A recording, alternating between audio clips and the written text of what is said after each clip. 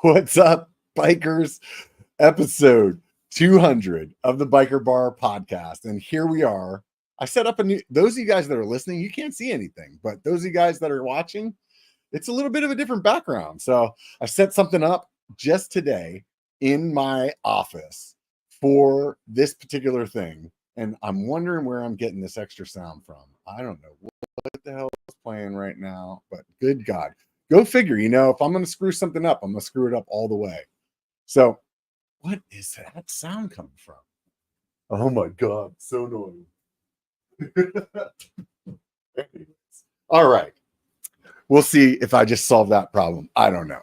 Anyways, let's take a second here before we get to talking to Gabriel Garcia, a YouTuber from Southern California, about some of the sponsors from the show or for the channels. Let's just say that instead. As you guys know, I've been riding for Ari this year and I've been super stoked. This is the first time I had a bike sponsor, so it's been a lot of fun. And those of you guys that have been listening to the Backpedal show know that I've been like having some serious issues with my neck. Got some pinched nerve situation going on. Also, the reason that I haven't had a podcast for a couple of weeks.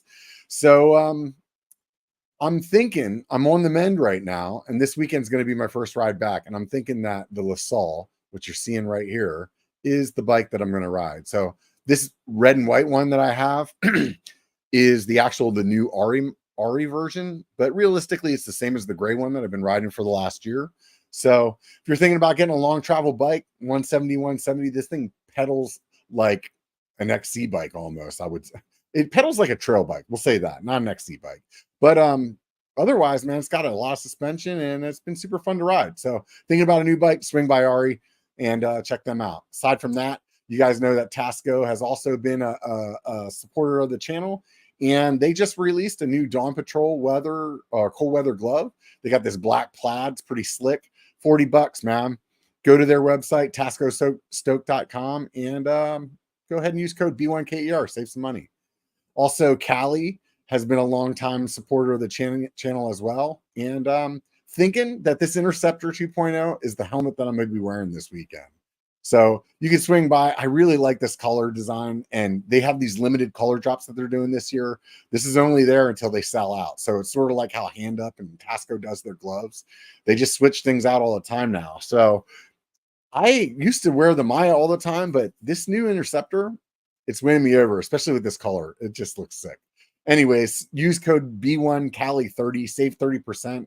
So this $180 helmet, I think it works out to be like, I don't know, 130 or something like that. Don't quote me on the math. I don't have it in front of me, but I think it was something like that when I said it the other day in Backpedal. So anyways, if you're thinking about any of these, go ahead and hit those up, show the sponsors some love. And like I said, with Cali, B1 Cali 30, save yourself 30%. If you don't like this colorway, you can get another one. All right, enough of this. Let's get on with the show here. Let's bring Gabe on. How's it going, Gabe? Hey, man. Thank you for having me. Yeah, dude. I just ran into your channel. Like, it is so weird to me that, like, I feel like I've been doing mountain bike YouTube at this point, I've been doing it since 2017. So however many years that is. Okay. I feel like I know like most of the bigger mountain bike YouTube channels. Yeah. And it's just like all of a sudden it's like your channel popped up. I'm like, oh, this guy must be new. And then I look and it's like, nope, 17,000 subscribers, like pretty damn close to me. And it's like, what the hell, man? That's crazy. Yeah, I've always wanted to be on a podcast. So when you emailed me, I was like, oh, dude, I'm down. Like, I'm down. That was one of my it was on my bucket list. I was like, I've always wanted to do a podcast. And like when you reached out to me, I started seeing your stuff. I was like, oh man, you know what you're doing. And I was like stoked. So it's interesting to me. You said that that you as well hadn't seen my channels before either, right? Yeah, I didn't. Honestly, it blows my mind how big like the YouTube space is. And like obviously you have a big following too, but for me to barely see you and like you started in 2017, that's crazy. Yeah. But that just goes to show you how big the space is, you know? Yeah, and the algorithm, just like what it does. It's just so weird because I mean, we're both in the same state. So it's not like if you're typing in California mountain biking, or it knows geographically where you're at, like you would think that it would show you other YouTubers that are like in your area, you know? Yeah, and like it's crazy because I tend to find certain YouTubers depending if like I search the area. Like let's say I go to Mammoth for the Hmm. bike park, I'll literally YouTube like Mammoth Trails, Mammoth Bike Park, and I'll find some accounts, you know, some YouTubers like that way. Yeah. But honestly, like on my browser page, like nothing really pops up other than what's kind of in my area, which is crazy. Like you said, we're in the same state, but it still didn't Yeah. pop. Yeah, it's just really weird to me, especially whenever, like, I get it if it's a channel that's smaller, you know, like if I would have clicked on your video and you had like 1,000 subscribers or Yeah, 500 or something, like that makes sense to me that like the algorithm's not like shooting those smaller channels out to like everybody.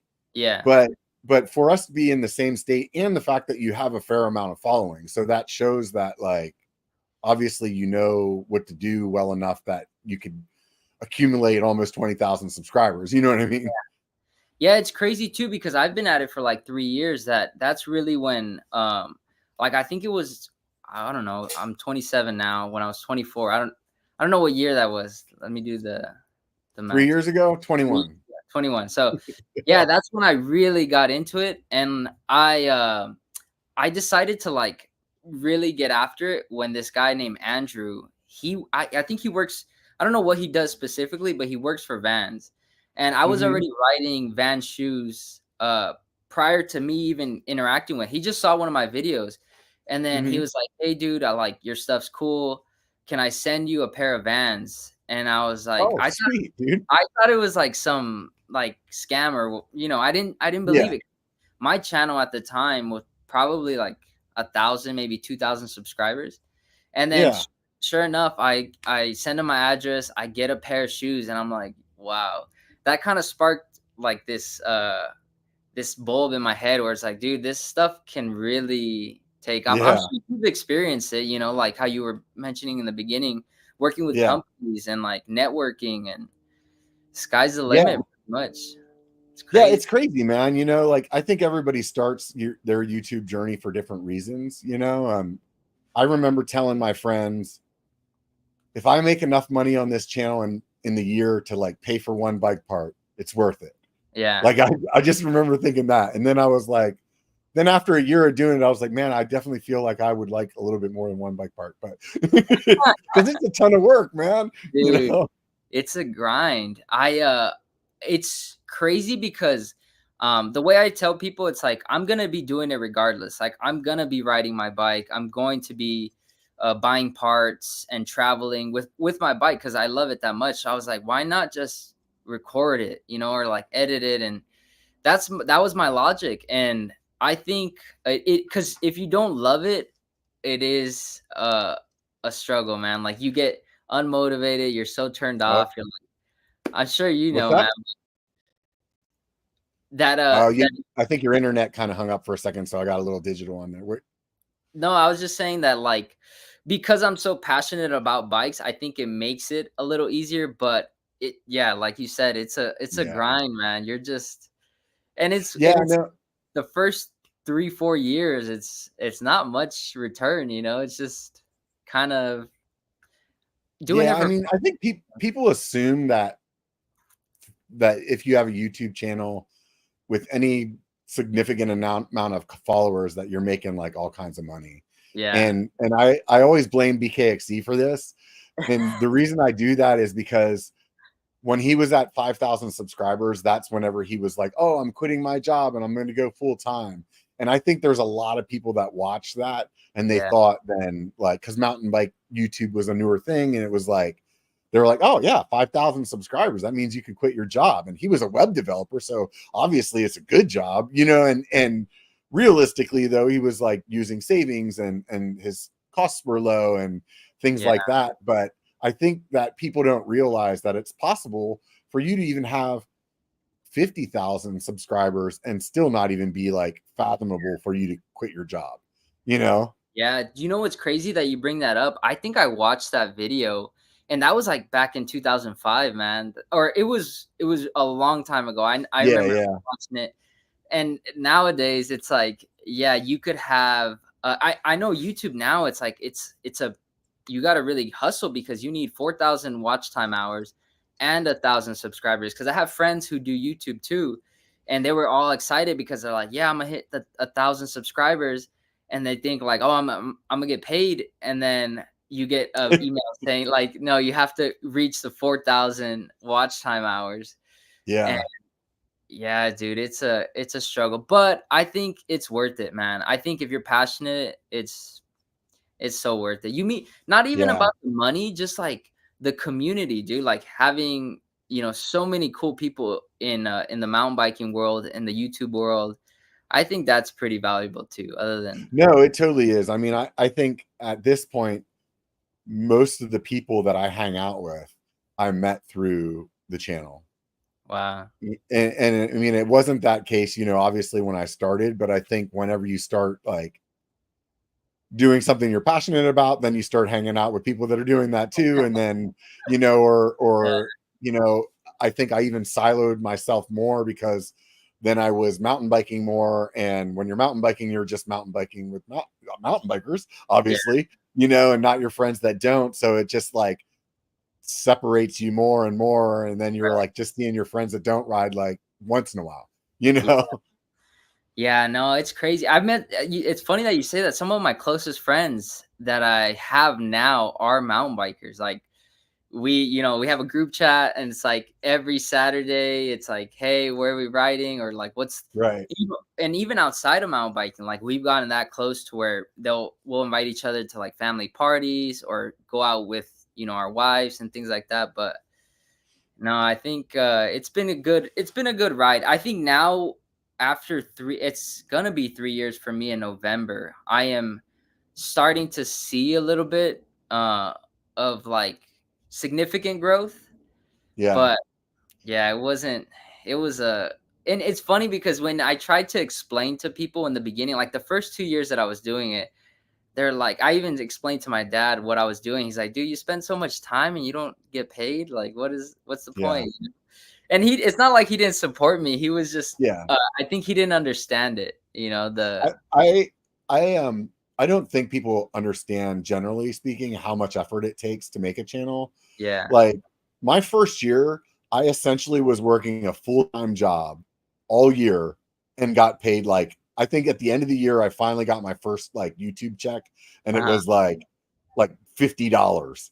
You know, you know what I mean? It was like yeah, after a year of working a full-time job, like that's the kind of commitment that yeah, most people have to put in to get somewhere. Like there's some people that get lucky and they just blow up, whatever right, that opportunity is, and yeah, good for them. But realistically, that's not how it goes for most people. yeah. No, definitely, dude. Speaking of that, like I feel like I've never just recently, I feel like I had a viral video. Like most of my videos probably get like 500 to 1,000 views, like my long form videos. And just recently, I posted one about some cranks, and that one kind of blew up. That one got like 20,000 in the first 2 days, which isn't, I mean, relative to what I normally get, it is kind of going Yeah, viral. But yeah, it was huge for you. Yeah, yeah, prior to that, I never really had anything that went like I look at channels like BKXC or like all these other mountain bike channels, and like, dude, some of their videos have like 3.3 million or like 5 yeah, million, and I'm nowhere near that.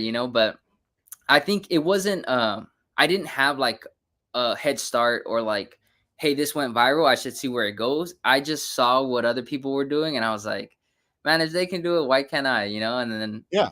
little by little, you chip away at it, and you I start think seeing it's like anything that you do. It takes a long time for you to get good at it, yeah, and realistically, when you're doing YouTube, you're doing the job of like five different people if you were making a television show, yeah, or like 10 other people, like you're yeah, the producer, you're the you're the filmer, you're the yeah, talent, you're the person writing the script, you're the person doing the editing, you're the person like doing the marketing, you're all these things in one person. So um if you don't have any experience with it, it makes sense that it's going to take you a while to get decent at it. I mean, I feel like now for me, 2017. So that's like almost 7 years or something like that. Or what is that? Yeah, something like that. Almost 7 years that I've been doing it.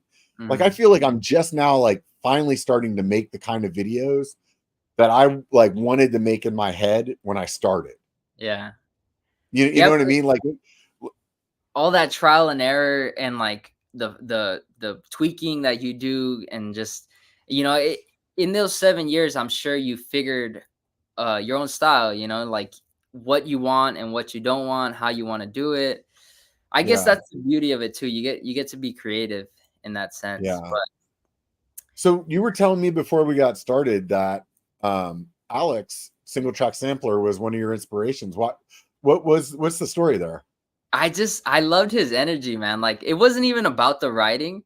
I just felt Mm-hmm. like he was a cool dude, like he looked like I could sit down and have a beer with him type of dude, Yeah, and just chat. I mean, you guys did it, you guys chatted for that period of time. But yeah, it was actually his channel and BKXC's channel that like got me hooked. That's what I started watching a lot when I got into mountain biking, because I was in the BMX world prior to all this, and I didn't want a mountain bike. I had a buddy who he kept bugging me. He kept saying like, "Dude, get into it, get into it." I was like, "Nah, it's too expensive." And I remember him and his dad were riding. They both had bikes, and they took me to this place called Turnbull Canyon. And that was my first ride ever. And then I that was it. Like, I got hooked.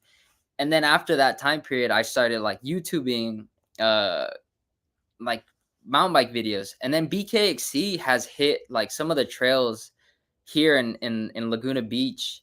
yeah, And I love the POV. I was like, dude, this is sick. And then I saw Alex.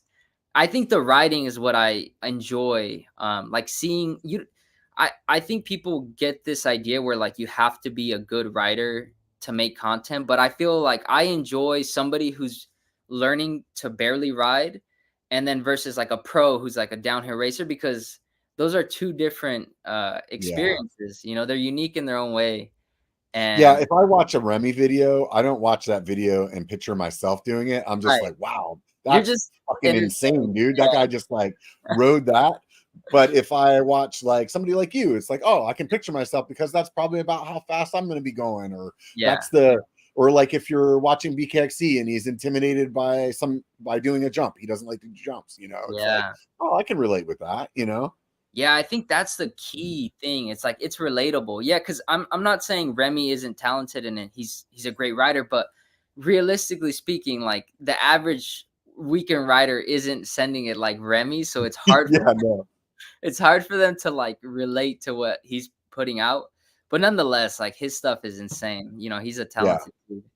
yeah, Um, yeah. I had him on the show not too long ago. He was really fun to talk to. no way. Yeah, It's so he lives in Squamish, right? yeah, Or yeah. But he's from like France. Mm. That's Yeah. another place I feel like I have to go to, man. It's like Have all you these been to BC yet? mm-mm, never. Dude, I went for the first time I this summer, saw, yeah. and I have to say this right now, like I am kicking myself in the ass for not going but sooner. Like it like really is like it's that much fun up there. No And way. yeah, I can't stress enough like go for What wa sure. what was the trail? I remember you saying in your video that it was like one of the most popular trails. Oh, that was the Half Nelson, that flow trail. Half Nelson, yeah, there you go. Yeah, Did yeah. you I didn't fly even your I bike out? had never even huh? Did you fly your bike out? No, we drove up. Me and my buddy drove up, Oh, but I've nice. flown to other places. So I mean, but in that circumstance, we had a, a couple of people that were coming that weren't that were bringing like e-bikes. Uh-huh. So it would like you can't fly with one of those without paying like an arm and a leg and dealing Yeah, with all this issues with the battery. So makes it was sense. easy for us to drive up, and then we could take the e-bike, like their e-bike and their analog bike, from when we were in Whistler. Yeah, And then so then it worked out pretty well that way. So sick. but Well, realistic, I mean it only took us like 13 hours to get to Bellingham. what So I mean, add 6 to that for you. You're in LA area, right? yeah. Yeah. I'd probably break it up. I definitely, I've traveled. I've been to Mexico and El Salvador. That's where my parents are from, and I mountain bike in both those places. And I think it's fun, it's beautiful, but it's just so tough for me because, like, one, the trail is completely different. I don't know the terrain, and then two, it's like Yeah. getting used to a bike that I've never ridden before, and Yeah. it's just it. I'm not saying I don't have fun, but I think I would enjoy it a lot more if I could figure out a way to like bring my bike and fly with it Yeah. or Yeah. drive it.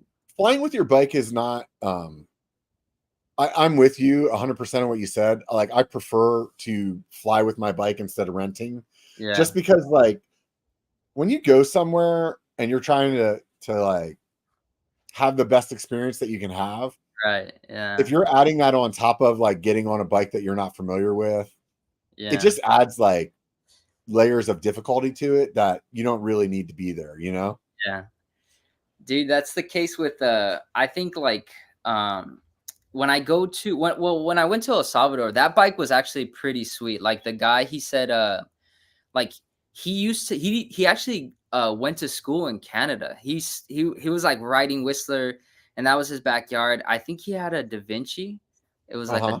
a downhill bike, and it was nice, man. That was probably the nicest like bike rental I had. But the pedals were like throwing me off, man. There were these small platform pedals, and that's I guess what I could do if I, go to these places is just like bring a set of pedals and then swap them out. Cause I think that definitely makes a huge difference. When I at least have the Yeah. pedals feeling good, then it makes the I'll ride a tell lot. you, buy a bag and it'll be intimidating your first time or two that you fly, but Yeah. um it's just so much better to take your bike. Just Yeah. some airlines tell you it's like $30, like it's just an extra bag fee, Uh-huh. but it's really hard to get your bike to weigh under 50 pounds in the Yeah. bag. So sometimes you end up having to pay like the full price, but it's still like in my mind worth it to have your own bike, especially Yeah. if you're creating content as well, because it's just like one less thing that you would have to worry about. Yeah. Like for me, for example, like I'm tall, right? So if I got a rental bike, most rental bikes are going to have like a 150 like millimeter dropper, Yeah.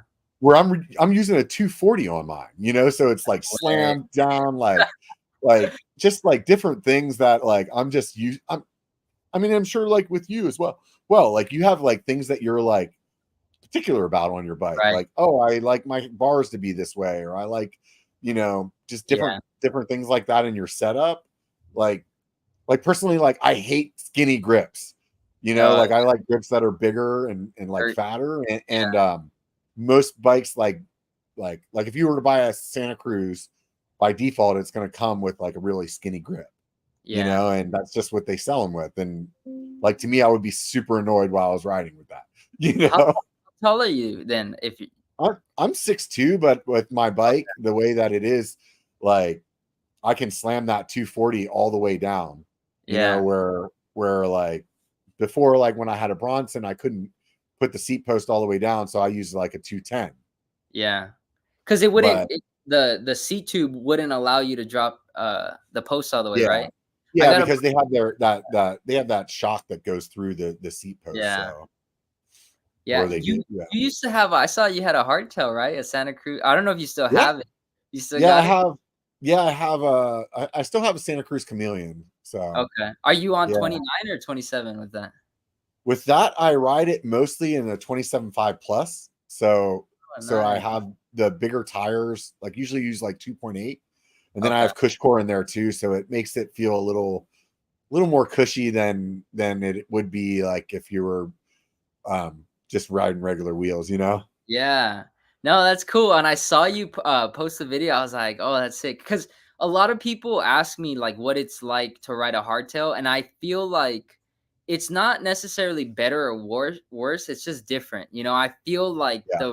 I could ride the same trail with a full suspension and a hardtail, and there's just something, I've noticed, like, with the hardtail, I'm very, aware of my line choice Yeah. because obviously the bike can't take as big of a hit in the back. And like the full suspension, I tend to just I could plow Smash. it. Yeah. Yeah, it's Yeah. crazy. But I it's think really that I think it's really good. And I think that if you ride a hardtail, it'll make you a better full suspension rider. Yeah, dude. And, I and explain that to people too. most people don't want to hear it though. You Yeah. know, like they just first of all, like mountain biking is expensive. So first off, they're like, buy another bike. That doesn't make any sense. Like, why would I spend on, you know what I mean? But I think once you get like head over heels into biking, then it's like, yeah, no, I want a different tool for the different Yeah. trail, you know? I So also like going out to the garage and being able to pick the bike that matches what you're going to ride, yeah. that's really fun. Yeah, dude, and I feel like it doesn't put as much wear and tear on just one bike. Like I can evenly like space out the rides to where the service on these bikes isn't as soon. Like if I'm just using the full suspension, that thing's gonna need to get Yeah. serviced faster versus like if I switch it up. But yeah, it's nice. My wife only lets me with 2 bikes, so that's why, I just have these 2 right now. People have been asking me about whether or not I wanna get an e-bike and, like, what do I think of them. And, like, I've ridden them, and they're beasts, man. Like, they Yeah. I see myself buying one. I feel like I wanna keep testing, and I feel like it'll just keep getting better, the Yeah. technology, the motors, the weight, um but yeah, that was my one critique when I tested an e-bike. It was like it was a mullet, it was a YT. It was probably like my favorite e-bike that I tested, and it was just the weight, because I come from a BMX world, so those bikes are light and playful, and for Yeah. me, it was just hard to get used to that weight, and I found It's a it interesting. different it's a Just different kind of riding. Yeah. yeah, yeah, definitely. Motocross guys, they say they feel right at home because they're used to that heavier set Yeah. body. And I was like, okay, that makes sense. That just depends on what your background is. But do you Yeah. own a So I started on in BMX when I was younger as well. okay. And I recently got an e-bike, and I'll say my couple of like bullet points is it's first of all, everybody that says it's the same workout is full of shit. It's not. Yeah. B, that weight really makes, in my opinion, makes tech easier Yeah. because it like really stays planted. You can just smash through things and it feels Mhm. like it, because it's like that extra weight is like forcing the suspension to work, Yeah. like, and maybe like dumbs it down for you. It, in my opinion, I think it makes tech easier. Mhm. And then the last thing is like the workout that it does give you though is like, man, your shoulders get worked, dude, from throwing Yeah. that thing around. Is Yeah. just like, holy hell. Yeah.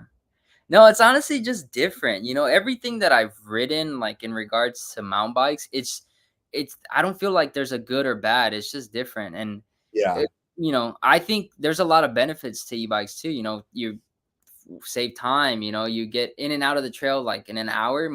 I've talked to guys, they gotta be home by 7, to when their kids wake up. So then they're powering through like an hour ride at 6 a.m. And you Yeah. know, it's definitely a good tool, but just like the hardtail, like it has Yeah. its advantages to like what I you're gonna be. really like it for like I could go out and do like a 4 or 5,000 foot ride one day. And the next day, normally what I would do if I was riding again would be like something chill or like a gravel ride where I'm not like where it doesn't matter that my legs are smoked, right? Yeah. But I could be like my legs could be like dusted and I Uh-huh. could still go out the next day on the e-bike and do 4,000 feet of like super fun downhill shit Ye- and be like, oh, it didn't matter because my legs were just dusted and all I did was like turn the torque up, you know? Yeah. What are you rolling on right now? What e-bike? Everything I'm riding right now, aside from that hardtail, is all from Ari. So the Timp Peak is their Sick. e-bike that I'm riding. Isn't Alex on Ari Alexander the single Yeah, tracks? yeah, he has the LaSalle, the same one that I talked about at the very beginning of the show. Oh, okay. Yeah, I noticed that. I remember seeing him on like I forget. It starts with a F. Um, forget. Fazari? Yeah, there you go. Uh-huh. I know he was That is Ari actually. They just changed their name this year. no way. Yeah. So they like Oh, okay. basically like shortened the name to Ari.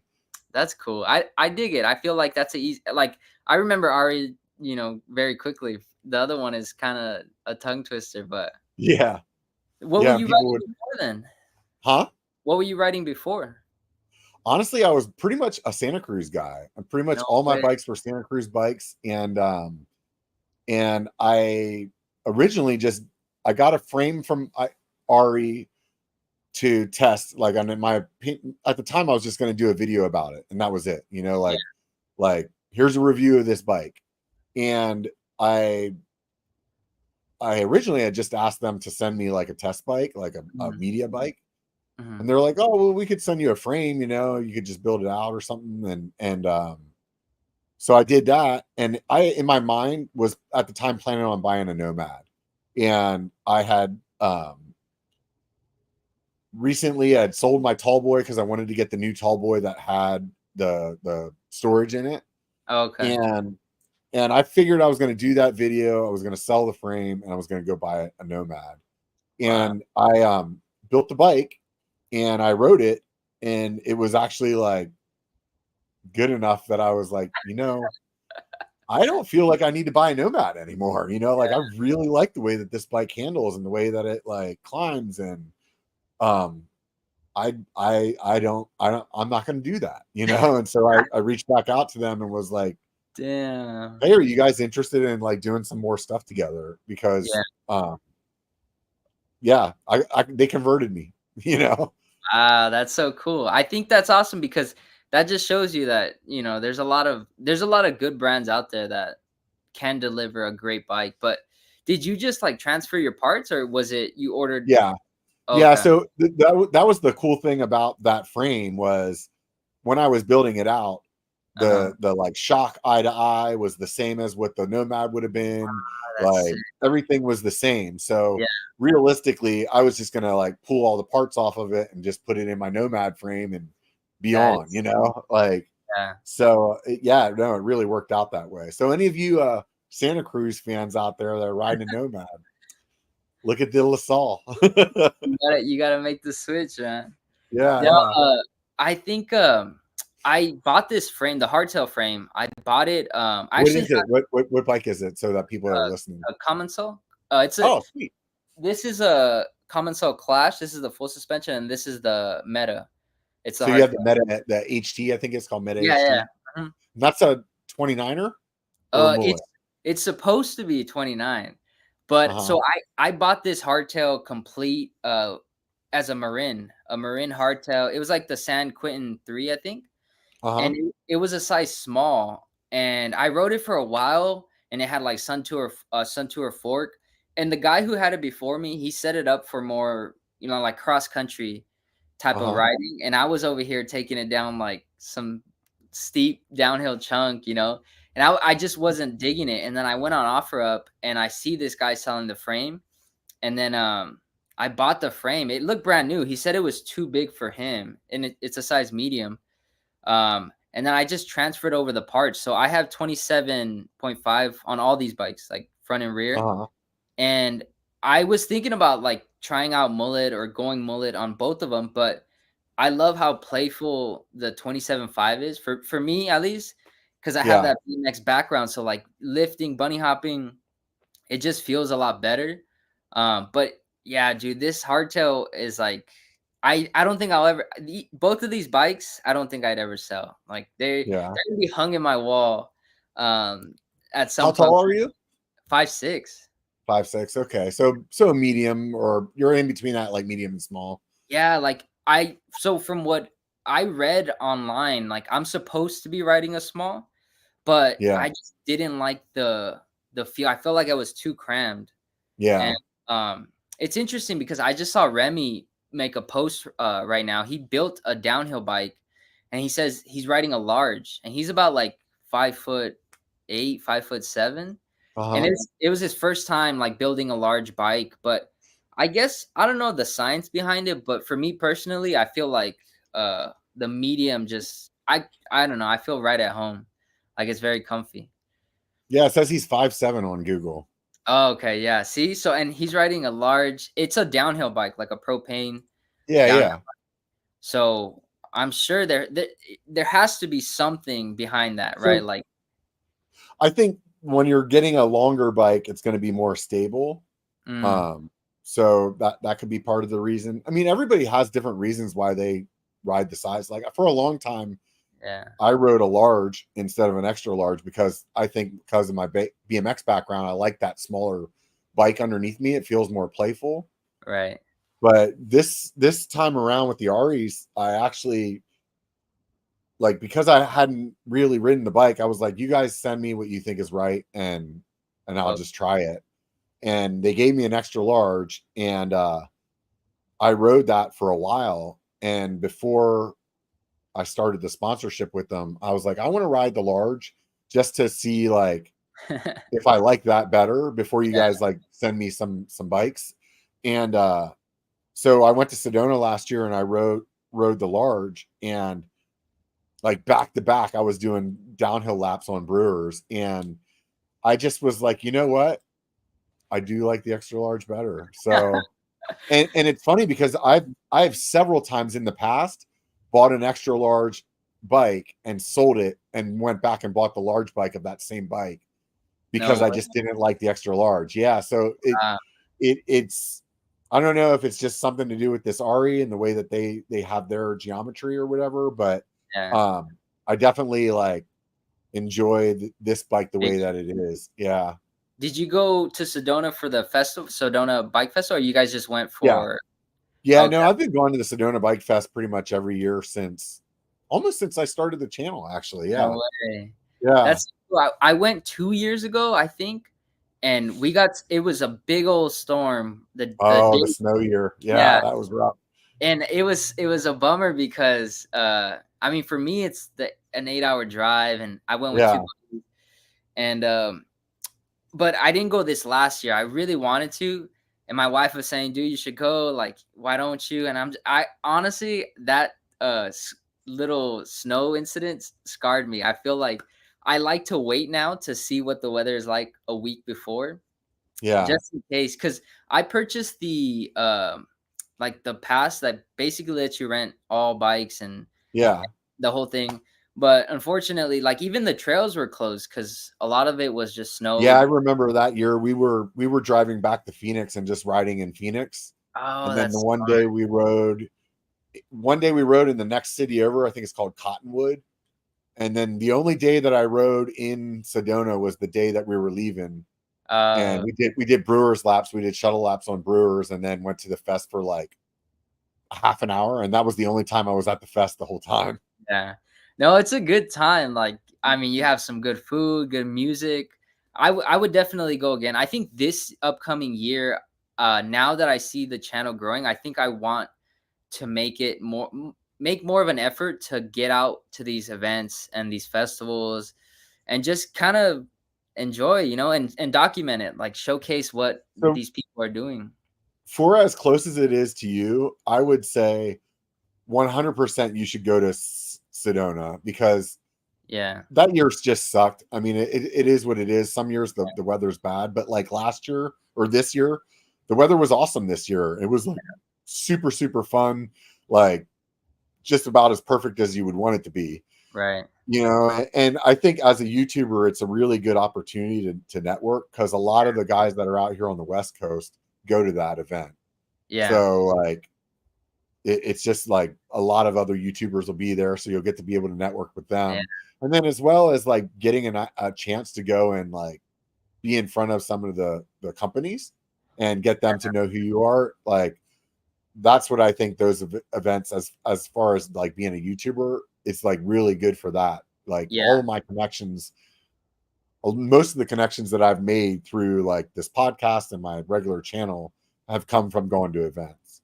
That's sick. Yeah, that's another thing too. I feel like aside from the writing, like now that I'm more invested into this space and everything, I could go and not even really ride. If I just go to the festival and hang out and chill and Yeah, I feel like that to me is a great time because, dude, it's insanely beautiful. That's one thing I loved. I remember riding down this road and just looking at the mountains, the red mountains with this snow yeah. top on top. It was breathtaking, dude. Even like despite I what can tell happened. you right now, you need to hands down ride there. Like there's zero, like, dude, there's some like seriously epic rides there. So without a doubt.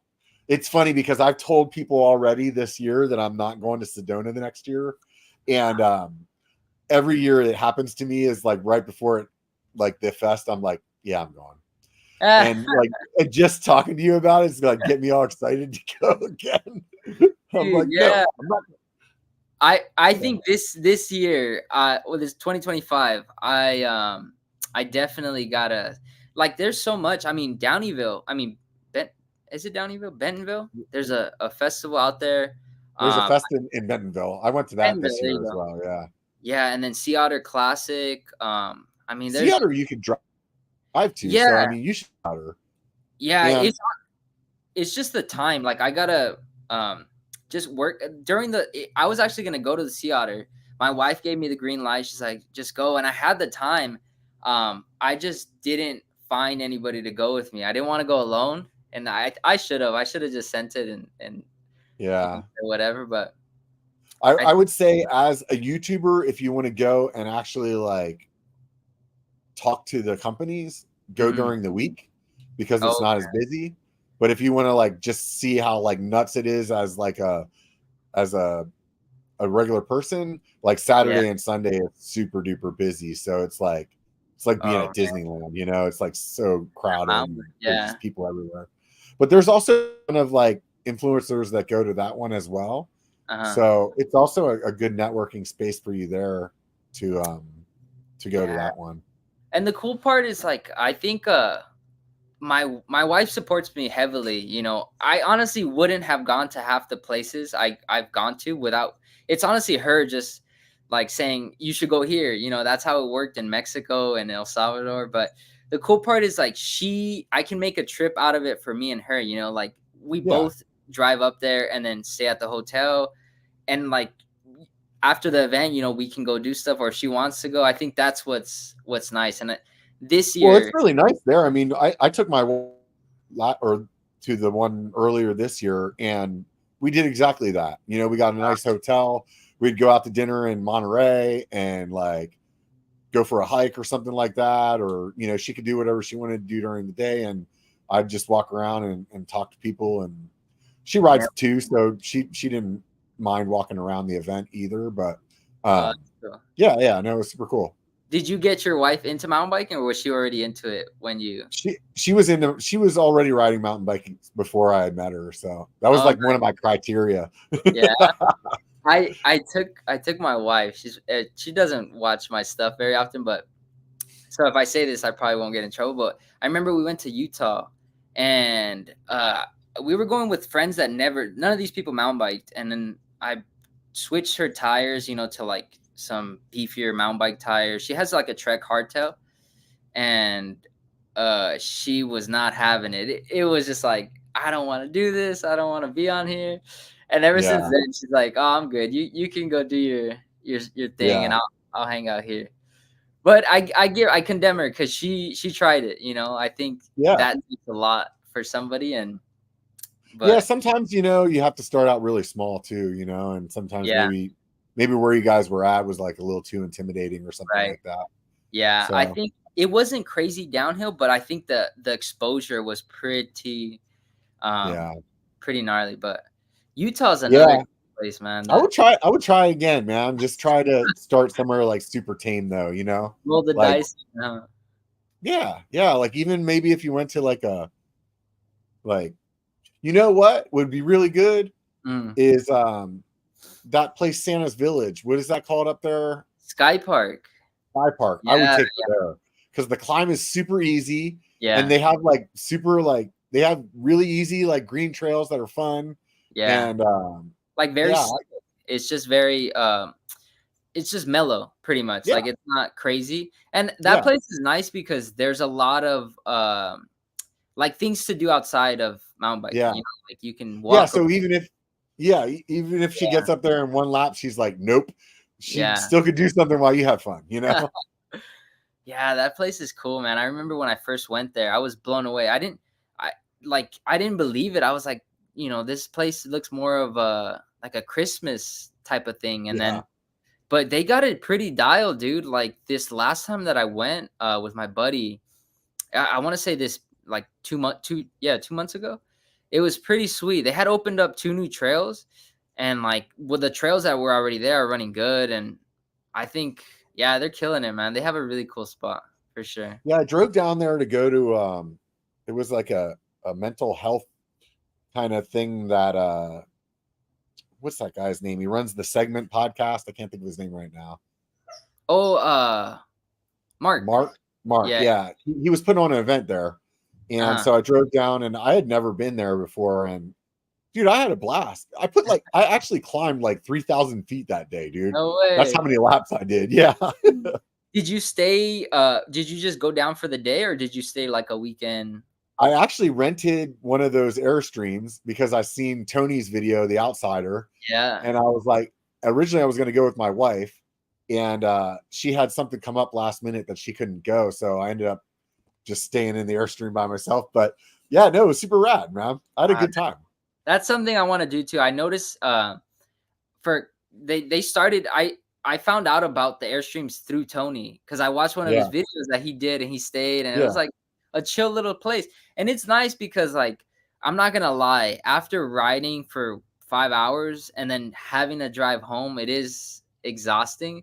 And to Yeah. be able to like camp there and just relax, I feel like it'd be a better experience, you know? Yeah. And they had showers there, communal, like not communal, like it was like a separate, like a room Yeah. with one shower in it. And then you paid like whatever it was, like $1 or something. Oh, that's not bad. Yeah, and then it was just you, like you had your own bathroom basically. And then Oh, that's so it was sweet. like you could get a shower, and then the Airstreams in my mind, like, dude, it's got air conditioning in it. You know what I mean? Like that's sick. You know, and up there, it, for those of you listening, it's like you're on top of this mountain and it just has this like perfect like 180-degree view of the whole like Los Angeles like area. Like you Yeah. just see all these lights and just like it's really pretty up there. It's like rad to sit there at night and just like look at all of it, you know? Yeah, dude, I think bike parks are places I love them, dude. I just recently went to Mammoth, like a few months ago, and it was I mean, I hadn't been there since like 2018, pretty much. So it's been a while.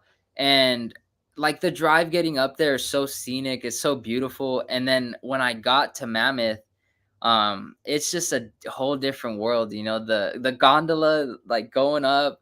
I'm not used to any of that. I'm used to like the chairlifts, you know, the Yeah. open ones. And yeah, I love that little town too. It's called Bishop, I think, right before you Uh-huh. get to Mammoth. Beautiful, man. Good food.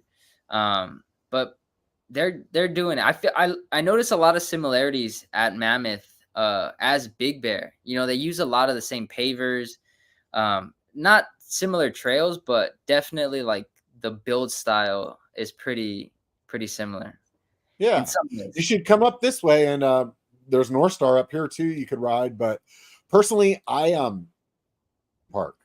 So it is Okay. like not my favorite, which Yeah. is pretty funny because I went to Whistler. I'm actually editing a video about that right now where I'm like, Yeah. that's the premise of it is like, I hate park. And Yeah. I went to Whistler to see if I still hate it.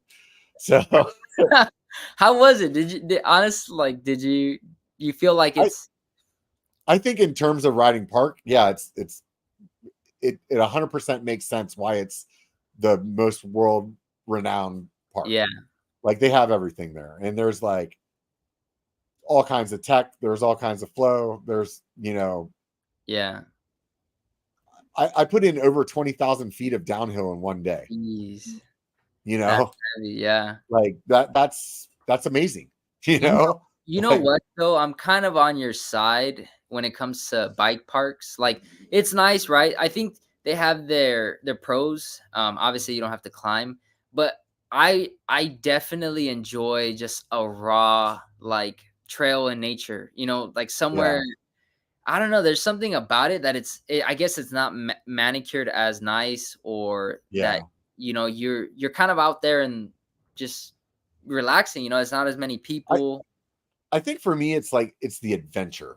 like Yeah, there you the go. adventure of a ride. And when you're riding a lift and you're in a park where there's definitely going to be somebody else coming behind you in like another 10 minutes, or like, or you're going to maybe catch up to somebody, or like it definitely doesn't give you that same feeling of adventure. Right.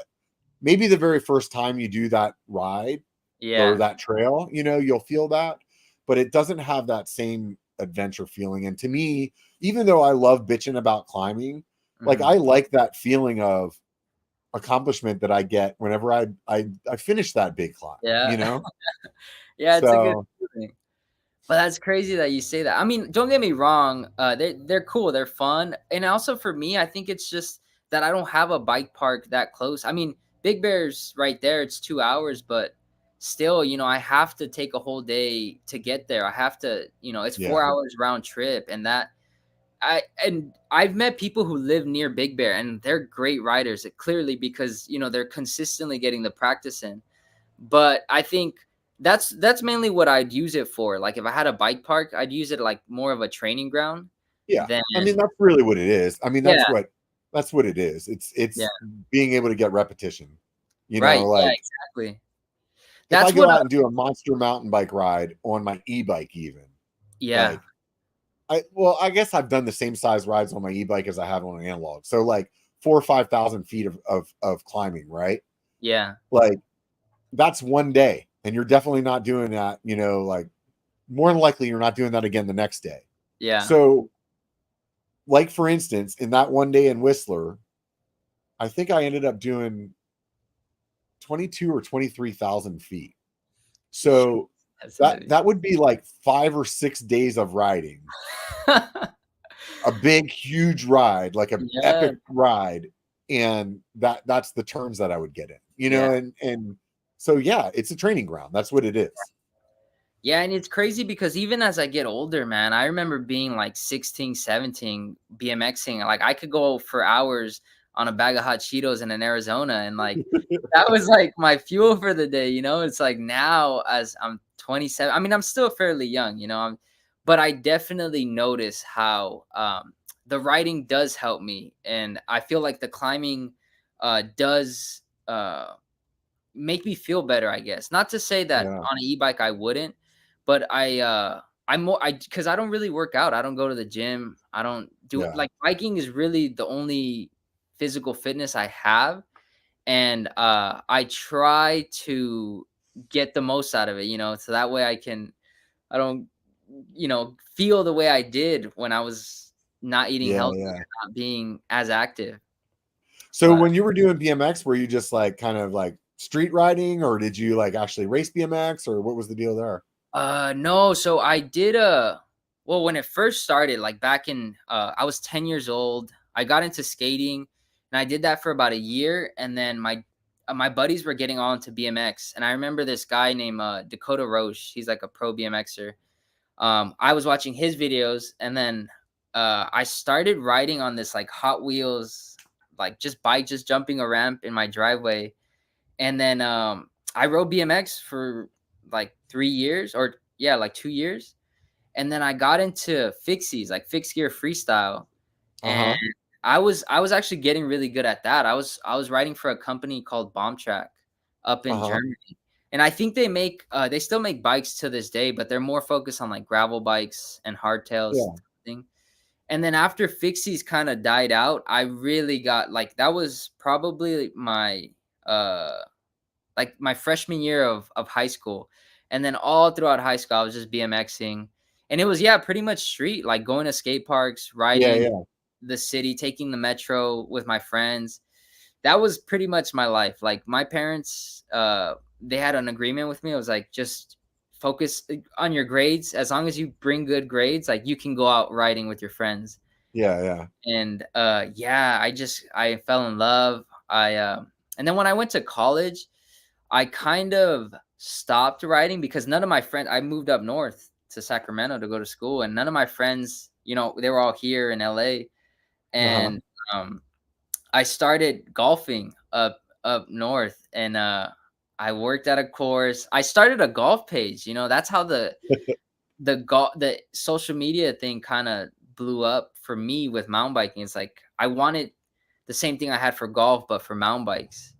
And Uh-huh. then I haven't BMX'd in a while. I just I can't like handle it as much, my body and Yeah. stuff. But yeah, mountain biking, it's been pretty much my main focus in regards to bikes, like what I've been up to and what I've been doing. So what do you like to ride? What's your favorite kind of riding? I love downhill, like downhill chunk. Uh, I I'm not a big fan of jumps. You know, it's funny. Like I struggle with them because I don't think I practice them. But I love like a good single track downhill trail. Anything chunky. I'm not a too big fan of steep.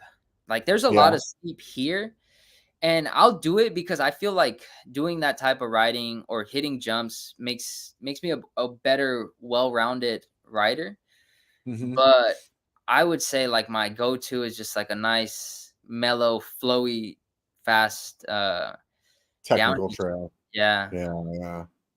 What Yeah, about I'll you? tell you, as you get better, steep gets less steep. And the rides that you want to do get steeper and steeper. And so it's like something that 3 years ago that I would look at and be like, yeah, there's no way I'm going down that. Like Yeah, I would ride that now and be like, oh yeah, this is like flat, you got you it. Yeah. know? So But definitely is that your favorite? Like, do you focus on for steeper? me, just for me, I think the way that you explained how you like to ride is what I would say very similar. You know, Oh, I just like technical trails. there You you know, go. I like chunk and as you get better though, to get more tested, things get more steep. You know, so you kind of like get to a spot where you're like, oh well, I have to be able to do 3 or 4 foot drop without like being worried about it. Yeah, And I have to be comfortable on something that's pointing straight down because like to get that like I guess you would say that same thrill, yeah, you need to like keep upping the game, you know? right, yeah. What's your bike history like? Like, how did you start off mountain biking, or how did you get into? I rode BMX when I was younger. Like we would just ride around street riding, like what you were saying, you know, jumping down off of staircases and just doing stupid shit like that. And, you know, riding around town, kicking out everybody's garbage cans and stuff. And later, still while I was in high school, my mom started dating this guy that was into mountain bikes. And then I started riding on the weekends, like with him and his like old guy friends, which are Okay. like my age now, you know, like the age of me that I am now. And then during the week I would still just ride BMX. And then I had a short period of time when I didn't ride at all. And then whenever I decided to get back into riding, it was like, oh, I want to get back into mountain biking. And not too long after that is whenever I started the channel. That's sick. Yeah, so Yeah. So similar background, I guess. Like, you were on a bike as a kid. Sounds like. yeah. Yeah. And I think that's the thing for me where it's like always been a passion for me is bikes, you know. So you know, obviously BMX is very different than mountain biking or road biking or anything. But I think for me, when I rode bikes in, let's just say like high school, it was something that I was like kind of naturally good at. Not Yeah. like amazing good, like pro rider good, but like I had other friends that, you know, they played football because they were good at that, you know, and like I wasn't good at that, you know, and if I tried to play baseball, I'd be like, you know, dropping half the balls that came my way, you know. So like that wasn't fun, but I could get on a bike and I could have fun. And I Yeah. think that's, you know, what started it. And then it's like those same kind of like principles of like I grew up back in Pennsylvania, so it's hilly back there. So you're riding a BMX bike is a single speed, right? So it'd be like some hill that was a pain in the ass that you always had to like walk up, right? Yeah. And then that day that you finally were able to pedal up that hill, you'd be like super proud of yourself. And Yeah. that's that same feeling that you get mountain biking. You know, it's like, oh wow, man, like I made it up this like monster climb. And now that climb that I'm proud of is, you know, 5 miles and 4,000 feet or something, you know, like That's crazy. It's interesting that you say that because I didn't like team sports. Like I Yeah, did them growing up because my parents put me in like flag football and t-ball and all that, and they were fun. I had a great time, but there was something about like the individual sport. Like it's all on you pretty much. Whether or not you want to yeah, get good, it's up to you how many hours you put in, yeah, and you don't have a team to rely on or anything like that. I think yeah, that's why I kind of liked golf in college because it was just you by yourself pretty much. But yeah, yeah, it's yeah. It makes sense. Yeah, yeah. I think that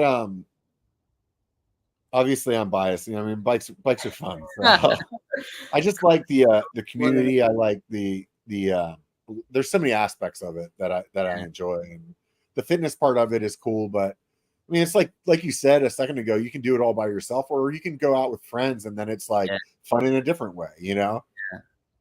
No, definitely. It's like honestly, I still to this day I think it's one of the greatest inventions humans have ever made. But again, I feel like I'm biased, because I Yeah, love bikes that much. Um, what's crazy? I watched a documentary. I'll have to send it to you. I forget the link, but it's basically like a documentary of how the trails in Laguna Beach started. So Laguna Beach is like this mecca of mountain bike trails. And I remember watching it, and these guys they were like grown men, they were like in their 30s, and they yeah, looked like kids on rigid bikes, man. There was no full suspension. This was back then, and they were just going down hills. There was no trail, there was no cutout. It was just like yeah, this raw type of video, and I think that summed it up for me. That's like what I could relate to when I see those guys and how much of a kid they feel like. That's how bikes makes me feel, man. I'm yeah, never mad or sad on a bike. That's yeah, always the case for me. yeah. I It's always say any day on the dirt's a good day, right? You yeah, know, so yeah, yeah. you should check out the movie. There's a documentary called Clunkers about the guys that started mountain bike, like downhill mountain biking. What is it called? Clunkers with a Klunkers. Oh, dude, definitely. So there was this guy named Charlie Kelly that started like doing these races Uh, in Mount Tam in Marin, oh, and like some of the guys that were riding with him ended up being people that were like major in the bike industry later. yeah. Like like Chris Ritchie, and shoot, I'm drawing a blank right now with the guy with the squirrely freaking mustache. Oh shoot, what's his name? Gary Fisher, and all Oh, those guys. So I actually had him on the podcast, the Charlie Kelly guy. no It was way. pretty cool. Yeah, it was like one of those, like, in my mind, out of all the shows that I've done, that may not be the best show, but that's my favorite show that I've Like ever done. nostalgic, just a history down Yeah, history it's like lane, pretty much. yeah. Yeah, it's like That, talking to like somebody that invented the bike, you know what I mean? It's like that's what it feels like. yeah, man. I feel like it's interesting because I don't think I've ever been as passionate about anything.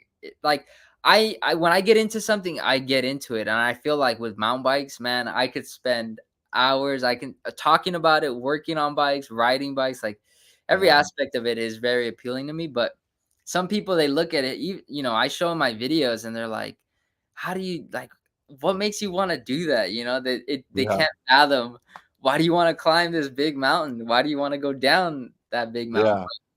I don't know, man. I think we're all kooky in our own way. People have their own interests. Yeah. Yeah. I, Whatever you're into.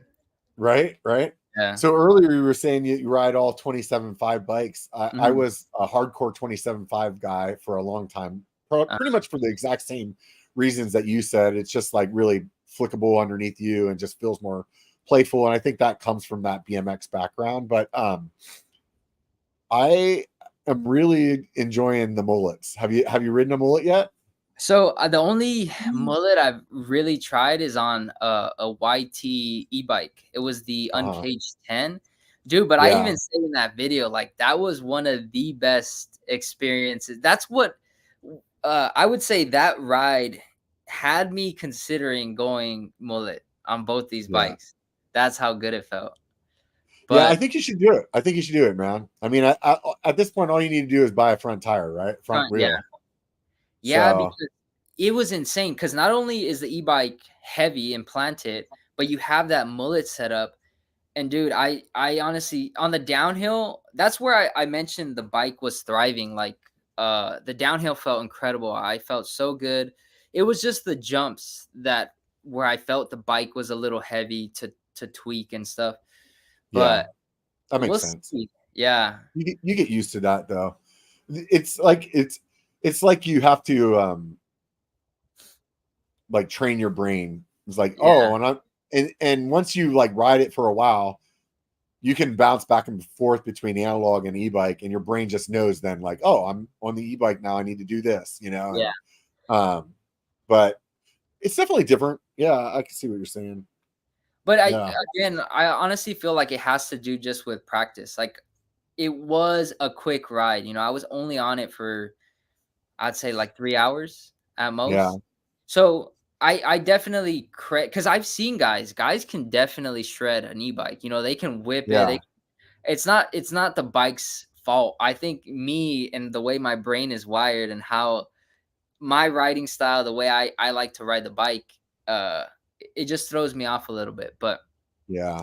it's not the bike's You would fault. get used to it. You Yeah. would get used to it. Yeah, 100% you would get used to it. I mean, the one of the things that I noticed the most on the e-bike is that when you come off of anything, like that front end wants to get to the ground as fast as possible. You know what I mean? Like Yeah. it's really easy to like just like your wheel doesn't feel like it's being like magnetically pulled to the ground on a regular bike.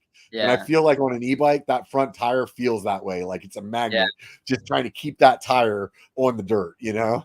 Are you 29 on all your like mullet on all your bikes? Um no, my trail bike is a 29er. Okay. My my hardtail is basically a 29er. I mean 27.5 plus.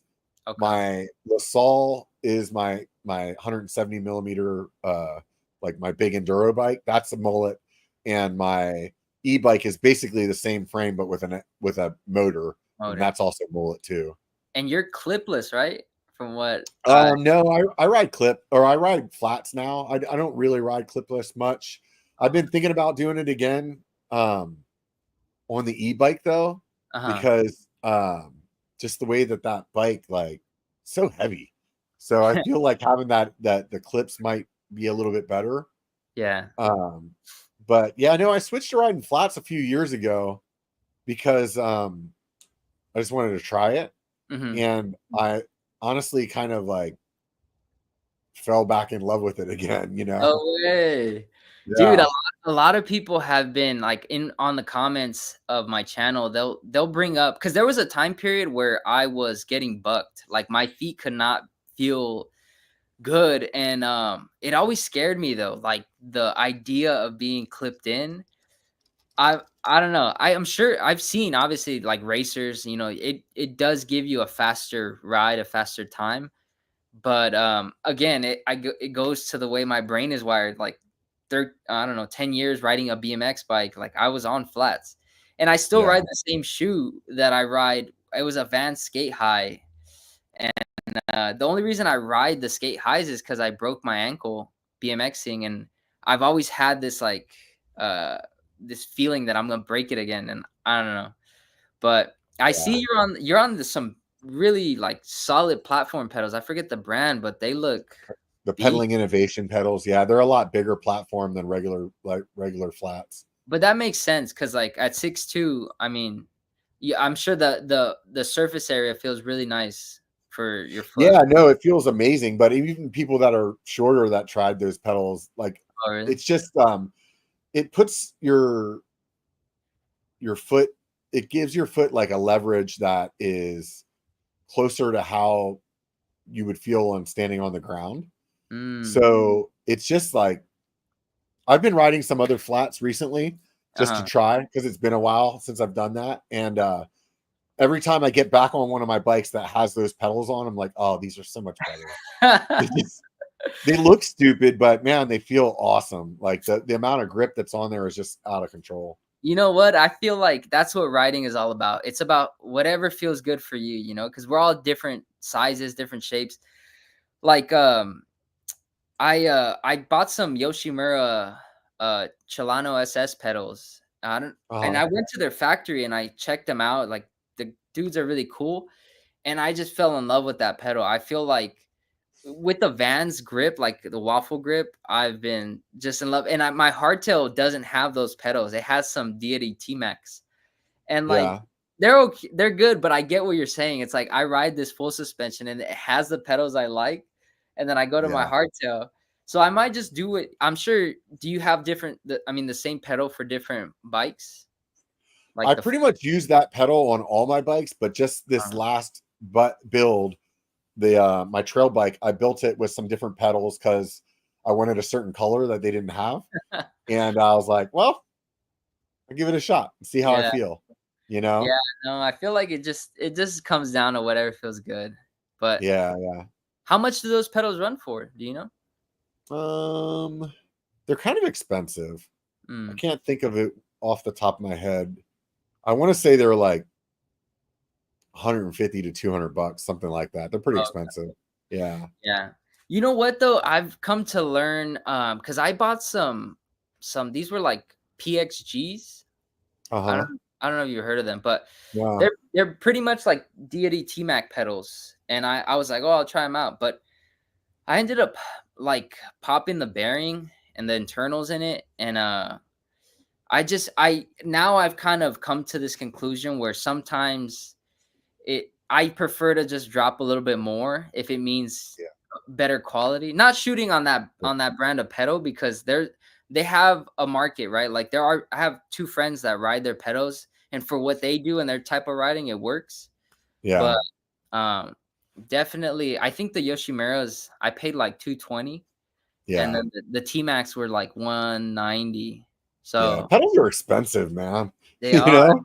They are, Yeah. dude, and the thing that's been shying me away from doing clipless is like the setup. I mean, it's like a $300 setup, right? Pedals and shoes around Yeah. there. Yeah. But I'm digging it right now. Everything, the way it's set up and what I have, I feel like I'm happy. Yeah. I And, probably have an extra set of those pedals out in the garage I could send down to you and you could try them out. oh man, I'll give Yeah. them. Yeah. But yeah. As of right now, though, I think the next things I want to do to these bikes, maybe mullet. I don't know. I I feel tr- like you should do it. Because this is the deal, dude. It's gonna get harder and harder to find bikes that are actually 27.5. And you yeah. riding that 29er as a 27.5, that means that your bottom bracket's like super low. So Yep. that's changing how that bike rides. Yeah. Dude, it's funny. It's like a lot of people ask me that. They're like, "Are you on 29?" Because when you buy the hardtail complete, it's stock 29. Yeah. And I'm sure it would feel because these bikes are designed to be, like 29 is what it's designed to have, I'm sure. So it's Yeah. probably gonna give it, I don't know, a different feel. Not necessarily good or bad, but just different. Um, Yeah. but man, you got in my head now. I might have to make that switch this next upcoming year. Yeah, man. I What I would do, honestly, dude, is you could go on Facebook Marketplace and find somebody selling a set of like 29er wheels, like a whole Yeah, set. Just carbon, like not carbon, just like aluminum cheap ones, And then it doesn't matter, right? It costs you like 200 bucks and you'll have a set of wheels that you can throw on there and you can try. And you can try it as a mullet, you could try it as a 29er, like yeah, you could throw them around. And if you screw them up, like who cares, right? yeah. That's true. I guess that's the nice part is like I'll have the flexibility to like go back if I want to, or Yeah. stick with it if I end up liking it. But I Yeah. think, I would say with 29ers, it takes a little bit of like, give it more than like one ride. yeah, Because, like for me, for example, when I don't ride a 29er for a while, as soon as mhm. I get on one, it takes me 3 or 4 rides until I get my like timing right on like jumps and stuff again. Because I Oh, feel like the way that like, I don't know, it's like they feel like they like the way that they keep their speed or the way that they pick up speed or just like I don't know exactly what it is, but mhm. every time it throws me off for a little bit. It takes me a little bit to get used to it. And then Yeah. once I get used to it, then it feels normal. But at first, it feels like really odd. Yeah. No, that makes sense. I think I do have to give it some time, especially because I don't. To be honest with you, I'm not riding every day, even though I'd want to be. So like, Yeah. I'm riding maybe once, twice a week. So for Yeah. it makes sense. Like, give it a few rides before I really. Because I did try a 29 on my buddy. He has a Hanzo. What is it? Kona Hanzo, Uh-huh. and he's full 29. And that bike is a hardtail, but it plows, man. It's crazy. When you get a straight section of downhill, it's just like eating up everything. But the steering is funky. Like I feel like the bike tugs me certain ways whenever I'm, doing a berm or Yeah. switch.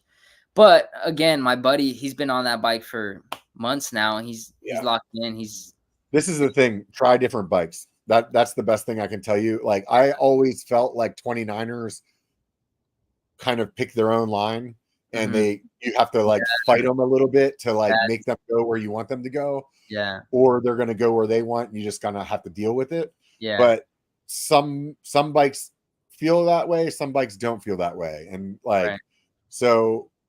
And then some of it also is just like getting used to riding that wheel size, and after you ride it for a little bit, your brain like makes the connections again, yeah, and then you like if I hadn't ridden a 29er in 3 months and I went out and rode, like I told you, my jumping would feel off, and like I would be able to feel it, like actually feel it in the downhill, like speed up yeah, faster than a regular bike would speed up. And I would feel yeah, like it's like I can't like get into the turns as well, right? right. But after I ride that bike for a month or two, like right now, if I get on my 29er and I get on a 27.5, like I can barely feel the difference Oh, because my brain, like, oh, I know how to ride this and I know how to ride this. And as soon as you get on it, like your brain makes those connections. yeah. No, that It's makes really sense strange, but it is that way. because, like, I noticed that, because I went from air suspension to coil on the full suspension, like front and rear, and it felt good, but I noticed I wasn't as confident. Like, it did take me. I mean, anything that's new, it's gonna take a while, but I feel like the same applies for the wheel size. Like, I'm not gonna feel as I'll probably be able to go down all the same trails I normally do, but the confidence might not be there just because Yeah. it's new, right? Like, Yeah.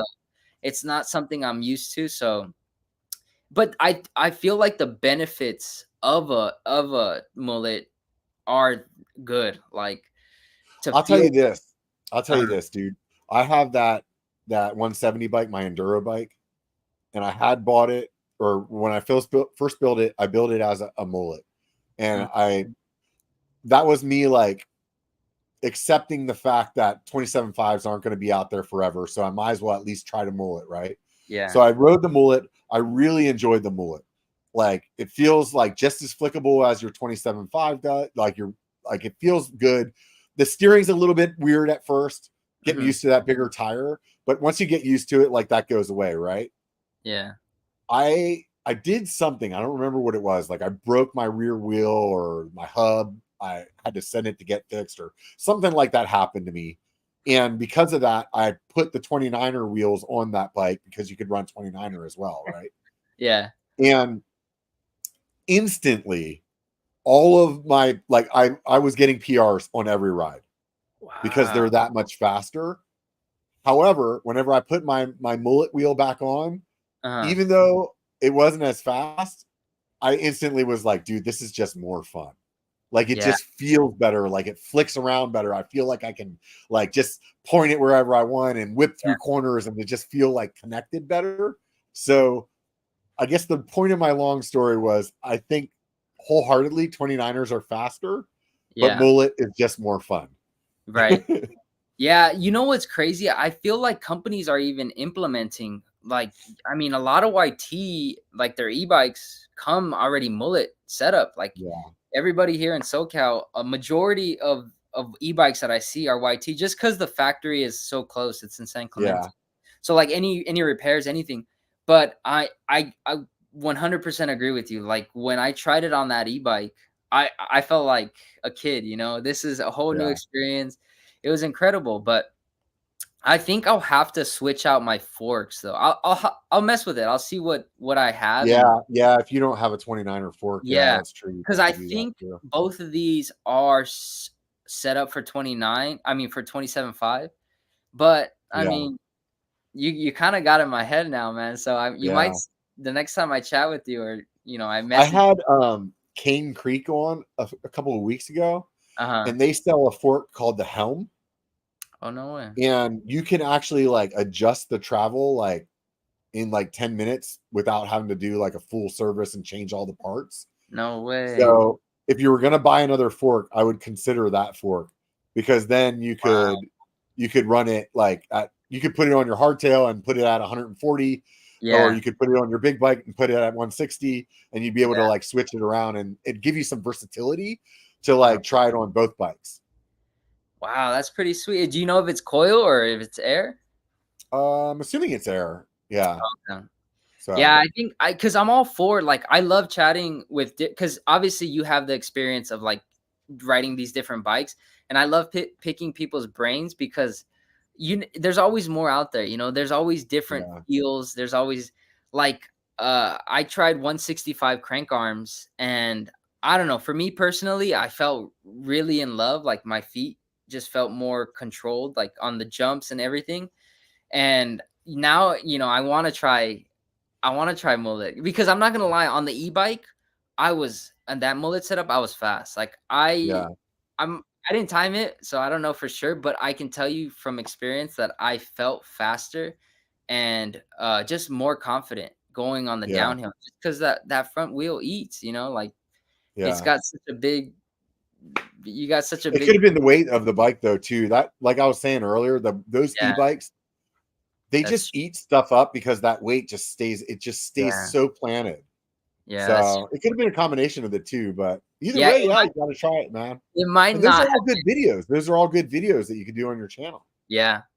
Yeah, definitely. I feel like that's always cool. I love tinkering with my bike because I'm not gonna lie. There have been times like right now, they feel good, but to say that they can't feel better, I'd be lying to myself. There's so much Yeah, more you can do to your bike, and I think yeah, mountain biking. That's what's so cool is like you can ride different brands, try different bikes, and like have it set up differently to where yeah, it might feel better, might feel worse, but you don't know yeah. unless you try it, right?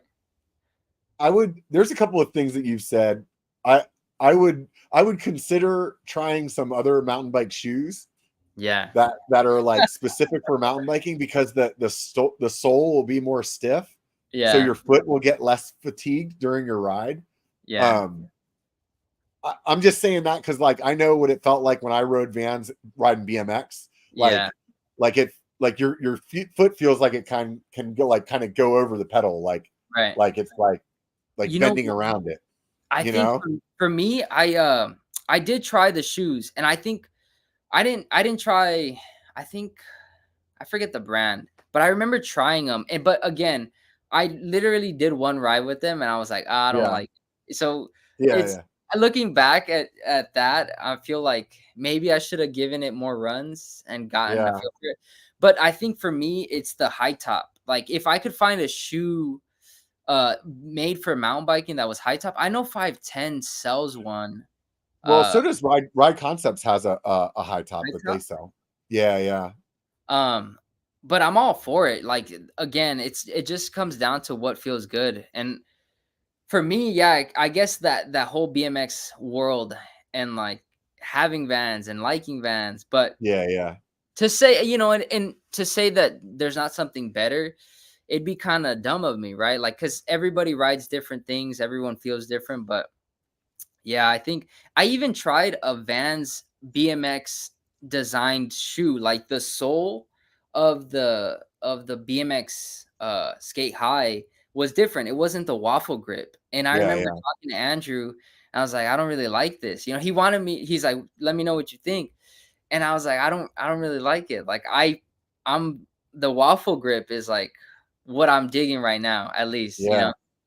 But Yeah, no, I get you. I when I rode BMX, I only wore Vans. So like I totally understand what you're saying. So what are you riding on? Are you on Ride Concepts for I shoes? rode Ride Concepts for a long time. I just bought a couple of pairs of Fox and I've been riding them. And Oh, I'm not sure how I feel about them yet. So okay. I'll have to. my knee-jerk reaction is that I like the Ride Concept ones better. Okay. They were Are more you comfortable. are they BOA or are they So the lace? Fox ones that I bought just because they're BOA. They're So I BOA. wanted to have a shoe that was completely BOA. That way I could try because that just like really locks in like Yeah. how they fit, you know, Yeah.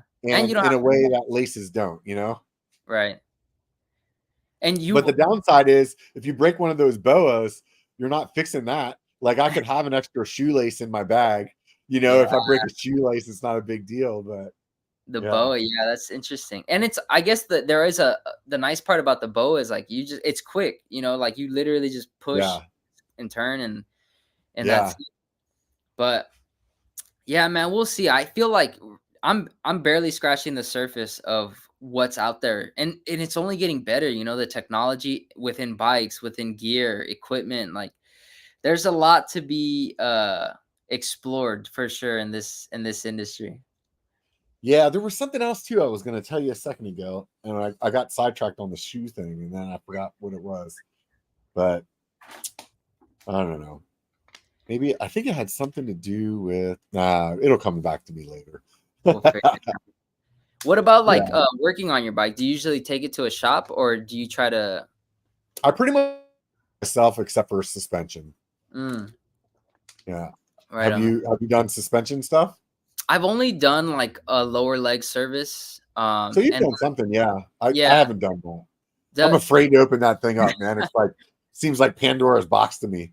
you know what? I've been like my buddies ask me why I don't send it to a bike shop and I it's nothing against bike shops. I think they're dope. Like for me it's just I'm genuinely curious. You know, like part Yeah, of me wants to know what's inside my fork and like how this works. Like tinkering with it. Um yeah. I same think for me, I'm just a cheap ass. So I pretty much every time I've ever considered going to a bike shop, I go and I see how much it costs, and I'm like, nope, I'll do it myself.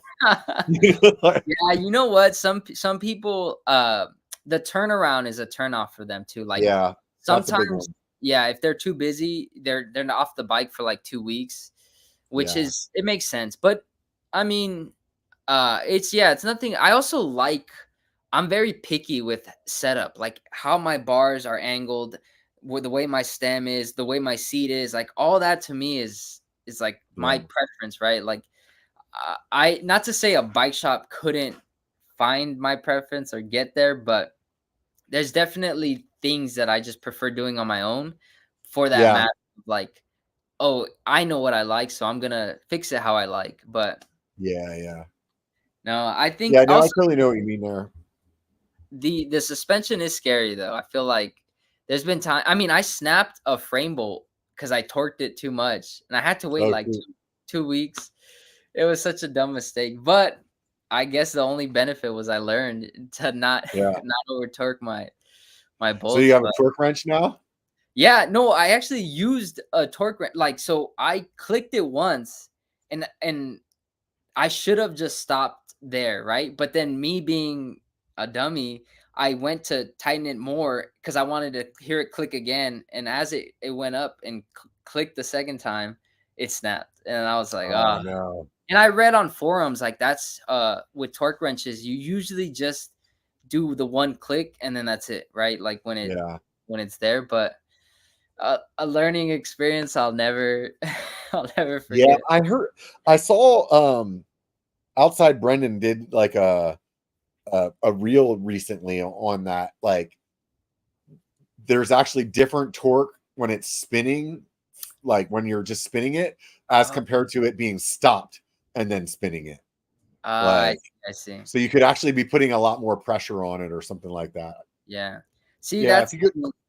it's all tricky, man. I feel like these bikes, even though at least for these, like they have so many moving parts, you know, there's so much Yeah. that goes into it, the suspension, the linkage, all this rims. Like lacing up wheels, I've never done, but I've always Yeah, been that's one I won't do. I had a friend that had a hub company, and he built wheels all the time.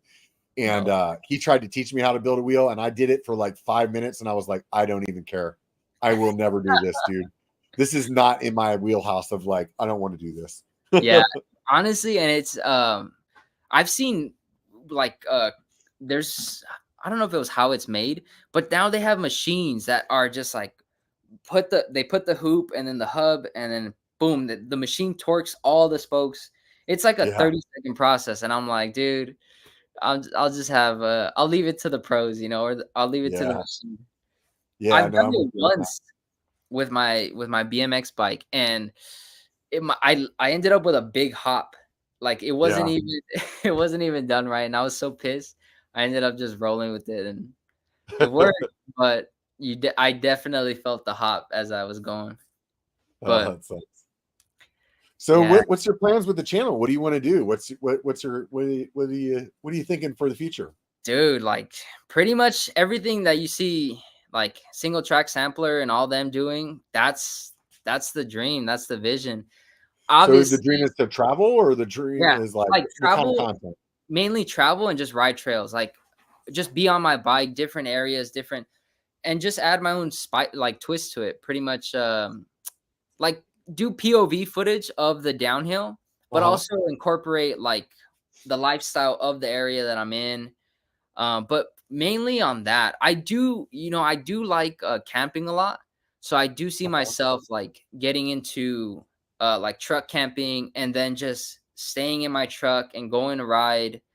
Um, just that, like I feel like I'm a rugged dude. I can just tough it out and be out in the open. But right now, it's definitely not bringing in enough, money. I Yeah. think right like this last month, the channel made like $300, which is incredible, right? But I mean, I have other bills. I have my Yeah, phone, my yeah, rent. yeah, yeah. As cool as that is, it's just not enough. But to get to a point for sure, I think that's the beauty of YouTube. There is that growth. I mean, that's with the 17,000 subscribers I have now, but definitely get into just more outdoorsy stuff like truck camping, road trips to different areas, Yeah. get out there more pretty much. So what kind of truck do you have? Toyota Tacoma. It's So a you have like a topper on the back of the bed, or you were planning on buying one or something, or no, I have I do like a have a tent? cover, but it's like a flatbed cover, like a Oh, okay, like a tonneau. Okay, yeah, yeah, yeah. yeah. And I've honestly messed with the idea of like sleeping in there because it's a 6 foot bed. So I mean, I'm 5'6". There's plenty of room. I don't know if I've never done it, but also I'd probably just sleep in the back seat. Like I'm a small guy, so I just put Yeah, down the seats and then I have this mattress. So I just put a pillow and I'd be good. I've done that before. It's not comfortable, but it's manageable. yeah. Um, I know MTB Allen has the same kind of car, and he bought like one of those soft tops that you can just oh, put on the back, and then you can like then I think he did like a little camping thing in the back of that. I think Seth did a video like that with I think his him, Honda yeah, Pilot that he used to have too. yeah. Yeah, and that would be the dream, man, to like buy. I've seen what BKXC is doing. He's killing it, man. He's opened up, he's got the bike park up there north. Bought a Everstate, yeah. piece of land, yeah, just building trails. I think that's really cool too. I'm not very good at it, but building and understanding, the way jumps are made and features, all that, I think I do see myself getting into, but right now, I work construction, so it's like that's my full-time job right now. And the Yeah, times that I do have off, it's hard because as much as I love building, I'd want to spend the 1 or 2 days out riding, like yeah.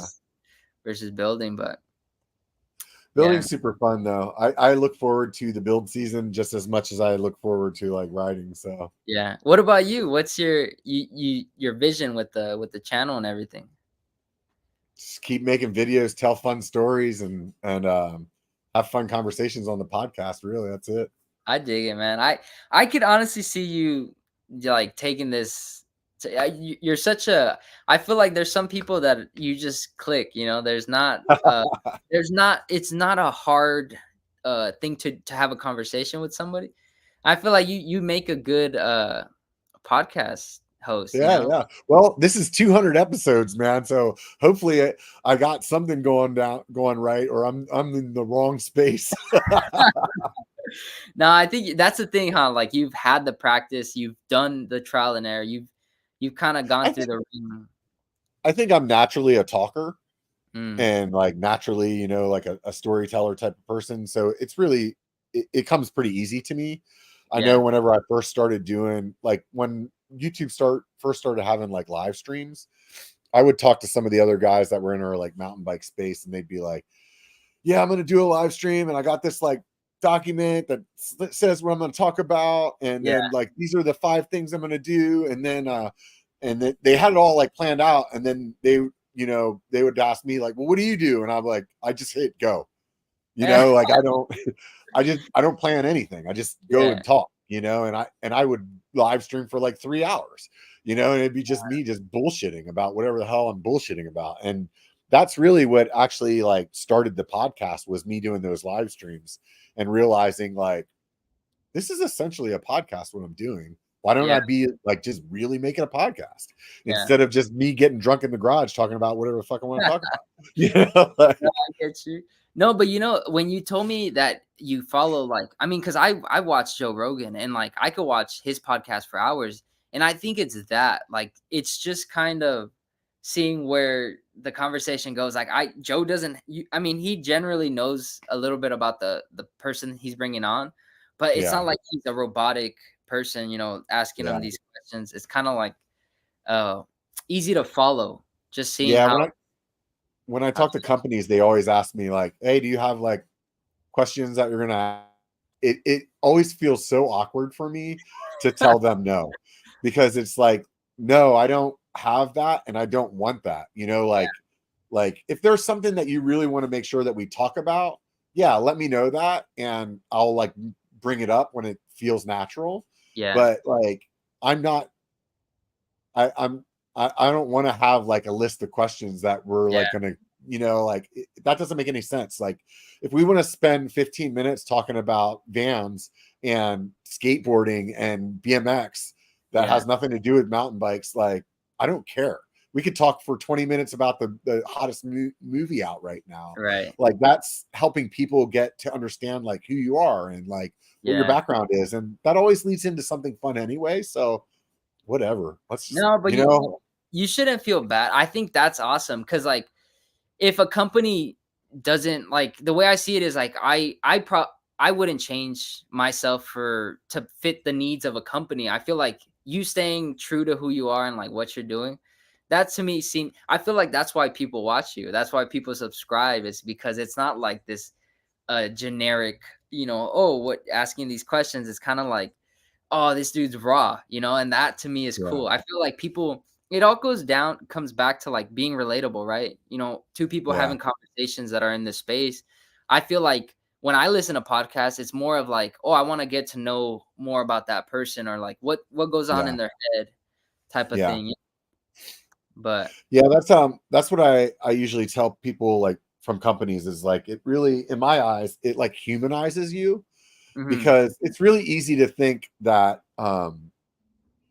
let's just use Five Dev as an example. They're down in your area, right? yeah, Like it's really easy to think that Five Dev is like this company with like 100 people that work there, and they're like, you know, some corporate guy owns them or whatever. But in reality, it's like 5 guys. You yeah, know what I mean? So yeah, and so like when you're having a conversation, you realize that you know they have a family or whatever, like, and right, they talk about those similar things to you, then it like makes it relatable, and then it makes you realize that like, hey, when I am buying this piece from them, this part yeah, from them, like I'm actually like helping to feed their kids. You right, you know what I mean? Like dude.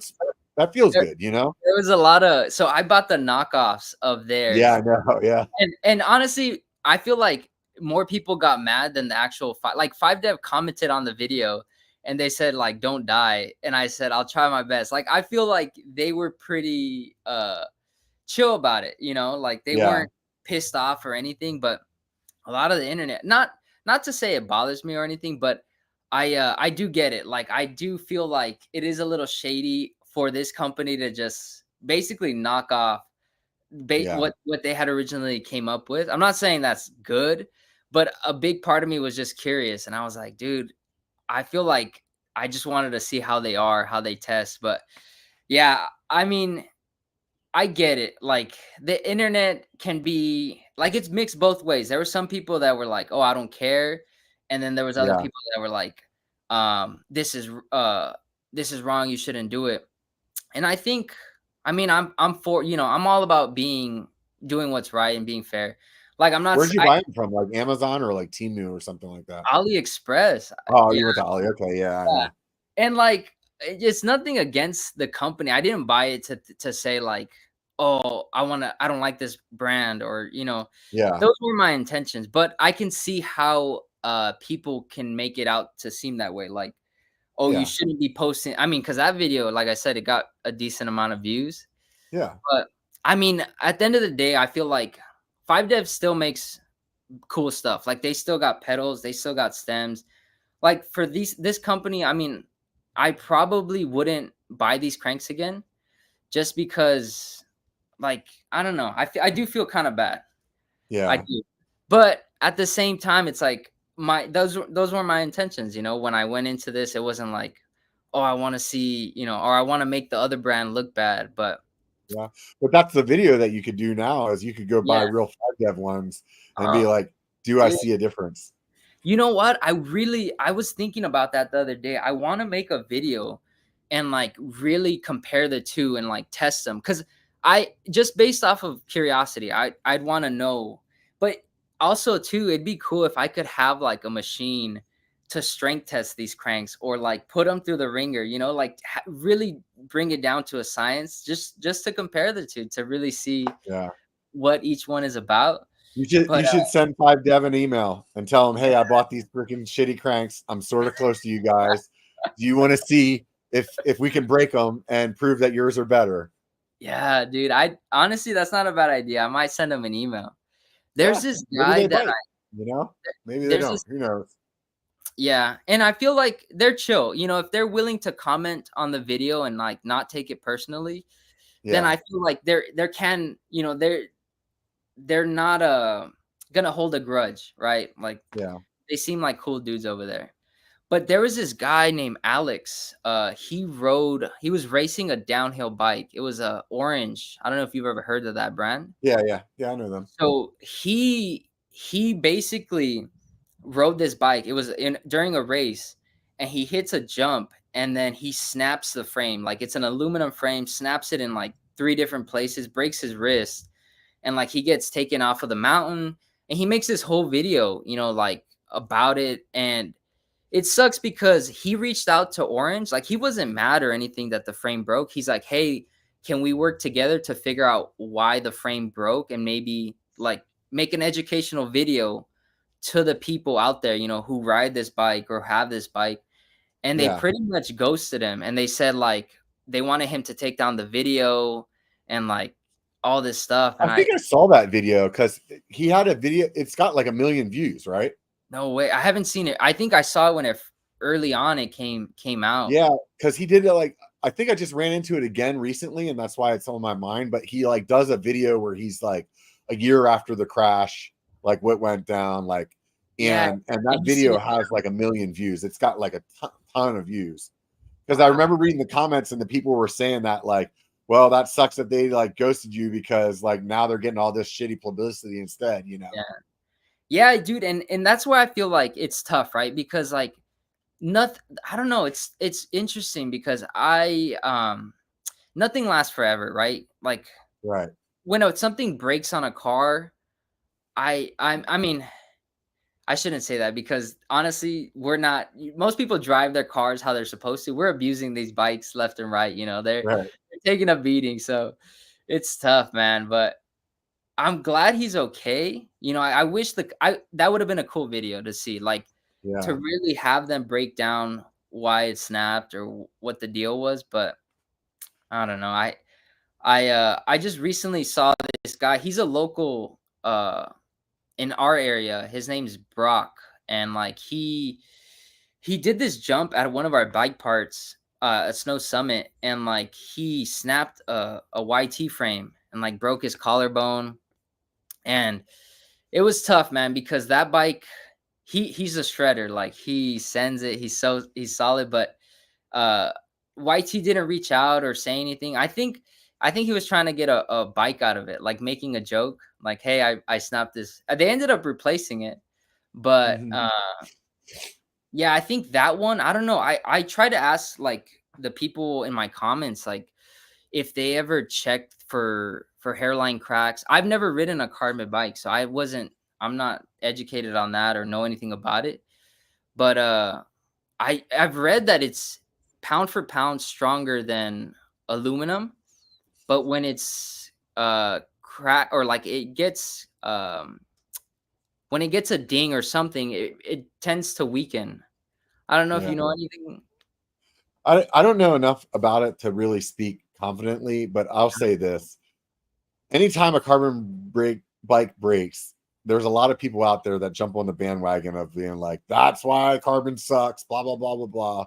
And I think that the failure rate of carbon is probably similar to the failure rate of aluminum. I don't I think believe it's you. just like when it happens, you know, and Yeah, I feel like that's at least the way that I look at it. I mean, I ride my hardtail's aluminum. I just like the way it feels better. My other bikes are all carbon, and I've beat the shit out of all my bikes, and I haven't broken any of those frames yet. So, that's what I you trip out know, too.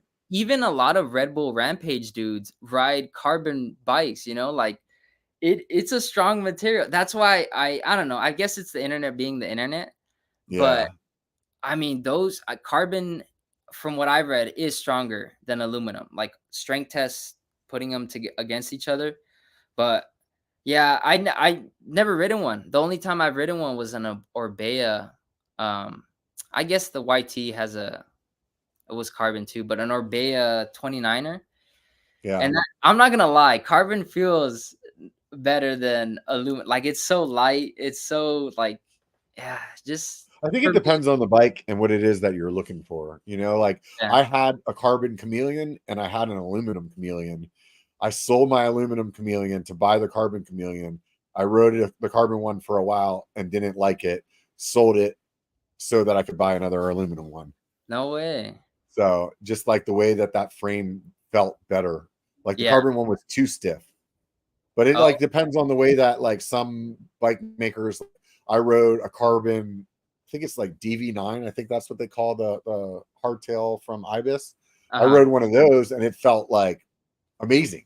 That was the reason that I actually bought the carbon chameleon because I liked that carbon Ibis so much. It was like, oh, I thought all carbon hardtails would feel like that, but no, it has to do with like how they do the layup and all kinds of stuff. So So is your only aluminum bike the Santa Cruz? the hardtail, yeah, that's my only aluminum one. Okay. My gravel bike is titanium, and then my other bikes are all carbon.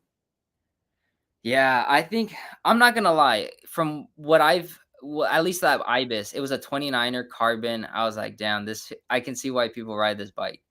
Like Yeah, there is a lot of good that I mean, I guess it just comes down to preference. Like yeah, because to be honest with you, aluminum snaps just and yeah. carbon can snap. Like to say It that, happens. It happens just the same. Yeah, yeah, that's what I was saying. yeah, and I'm not, So I don't know enough about I don't make bikes, so yeah, I couldn't. People ask me that sometimes in the comments, and I wish I could give them an answer, dude, but it's so wish like there's not a bike that would never break. Everything has its lifespan, I feel like, and it's just yeah. the name of the game. Especially depends what type of riding you're doing. Like if you're sending it hard or you're just cruising down the street, that all So if you could factors. travel anywhere to ride, where would you go? Ooh, that's a good one. Uh, I'd probably say British Columbia. Like, Yeah. I think just because I see so many videos, I mean, definitely Whistler, but just uh a lot of stuff outside of Whistler, you know. Yeah, that'd probably be my heaven, MTV Yeah. Mecca type of. Yeah, and I would try to spend at least a month over there.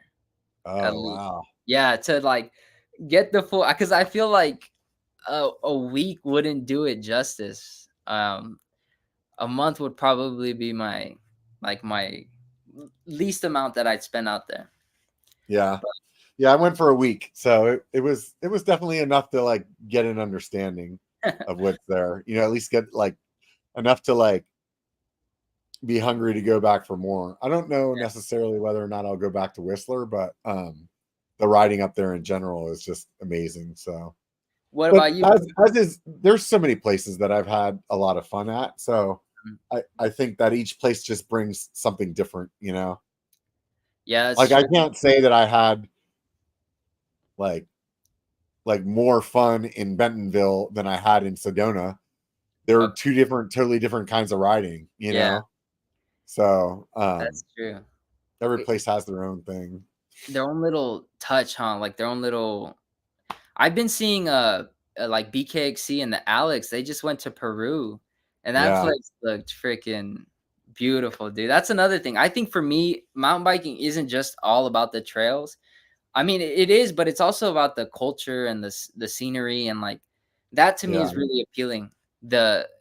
I mean, looking at the way the locals live out there in Peru, and the trails they have. So it's like you said, it's not every place has its touch that it offers to the rider, yeah, but yeah, totally, man.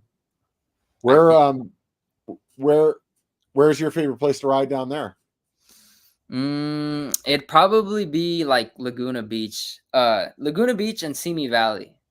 They're completely opposite of each other, but since I'm in the middle, it's an hour drive to both spots. But Simi Valley, because it's in the valley, I tend to stay away during the summertime because it gets like 100 degrees over there. And Yeah, then Laguna Beach is pretty like year round. It's perfect because it's by the ocean, so yeah. you get So a it just has that ocean kind of weather all yeah, year.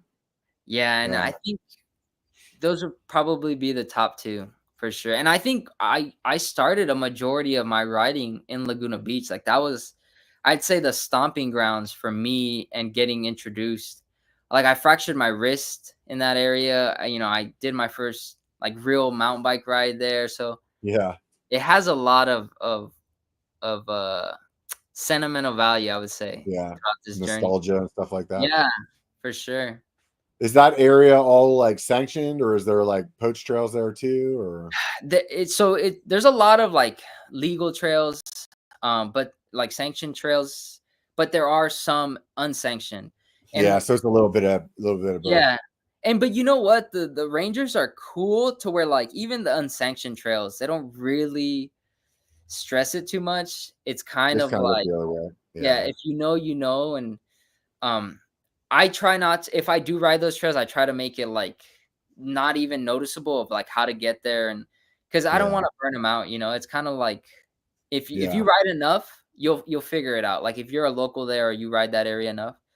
yeah, Um but Simi Valley is the complete opposite, dude. It's like a free for all. There's no rangers. It's um people build some insane stuff. Like there's no rules pretty much. Like you can get creative and build what you want to build. So it has its pros and cons, but I think the nice part about having the rangers in that area is like a lot of the sanctioned trails or the rideable trails get manicured pretty well often. Like yeah, they work there, so they're working on the trails. They're taking care of like the vegetation and all that, cutting it.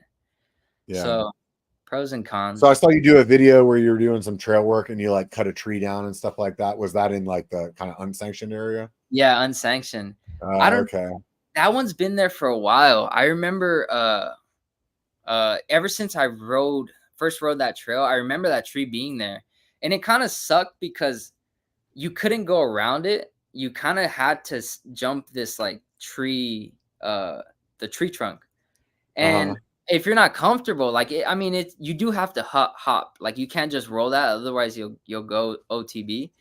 But yeah, I wanted to get it out of the way so that way it can clear up the left side so people can ride. But that trail, it needs a ton of work, and I feel like I took up a majority of my time, like just cutting down that tree. Yeah. And in reality, I wanted to trim and get everything kind of opened up a little bit more. Yeah.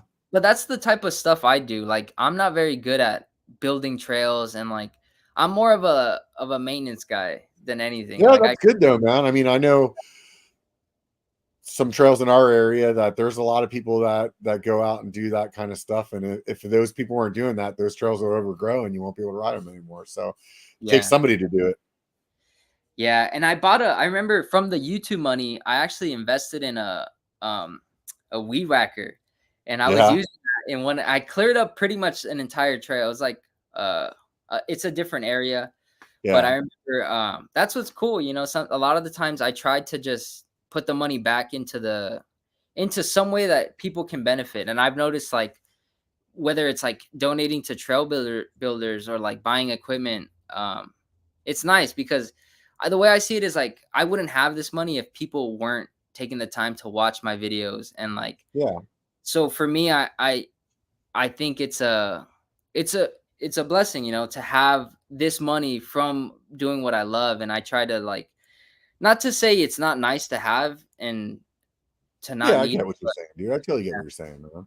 But there Or are you could be just Mr. Beast in it, man. He always reinvests all his and look what happened. that's what So I wish I could do, man. I honestly, I feel like that's not, I don't really need the money from YouTube. Like I can pay my bills and do stuff from yeah. what I do. But so that I see it as that, like, if I can, I will, you know, whether it's, I was doing a few giveaways in the beginning. Like I would buy tires or bike parts and I would hide it at my local trail and I'd put the location on my Instagram. But the thing I noticed is like it kind of sucked because only one person got to enjoy the stuff, right? Like the person who finds it. Right. So I started thinking of ways that I can give back to a wider range of people, like, you know, the people that Right. ride the trails. But there are a group of guys. They're called MTB Alliance. That Uh-huh. they're a big group that just the best trail builders I've seen, and they build some insane stuff. So I try to give a lot of money to them so that they can keep, because they go through buckets, they go through Yeah. shovels, they're breaking stuff left and Yeah. right. Yeah. It's But expensive, man.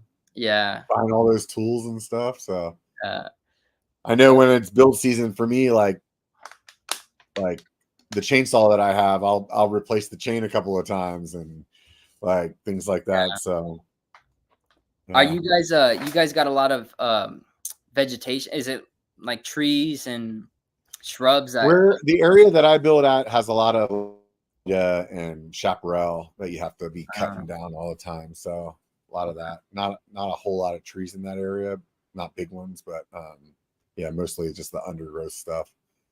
But dude, it's been 2 hours, man. We're rolling around here right now, dude. It's been super fun chatting with you. I dude, always like to ask people at the end of the show what YouTube channels they like to watch. I would Doesn't say, matter if it doesn't matter if it's biking either. Anything in general. What do you like to watch on YouTube? oh, that's a good one. I do like Peter McKinnon. He does a lot Oh of yeah, he is really good. videography, photography, single track sampler. There's another guy who does a Maverick. He does like a lot of truck camping. That's what kind of where I got the idea from. Yeah. But yeah, and then I would say the one I watch pretty often is what's his name? I'm blanking out. He's like an insane pro rider. Remy, duh. Yeah. Oh, we were talking about him Yeah, earlier. I was trying to remember his name. I love his stuff because he definitely like breaks down. He talks a lot of what goes on through his mind, and like I dig that. I feel like Yeah. it's cool to hear. Well, you said you like listening to podcasts, so you should pull up the episode that I did Microphone. with him. Yeah, Yeah, yeah. You have to check it out, that's man. gonna. I'm definitely gonna be watching a lot of It the. was super. It was super fun chatting with you, man. I really appreciate it. Those of you guys that have listened to the whole show, definitely swing by Gabe's channel. He's got I've got the link down there and show more. So you can just click that, whether you're on the podcast or you're watching on YouTube. So either way, go over there, give him a check out, maybe a subscribe. You know, all of us, we like to see that subscriber number just grow. So it's always fun to see. And if you don't want to do any of that, you just want to get on with your day, at least remember this: it only takes a bike to be a biker. Get out and be one. Cheers.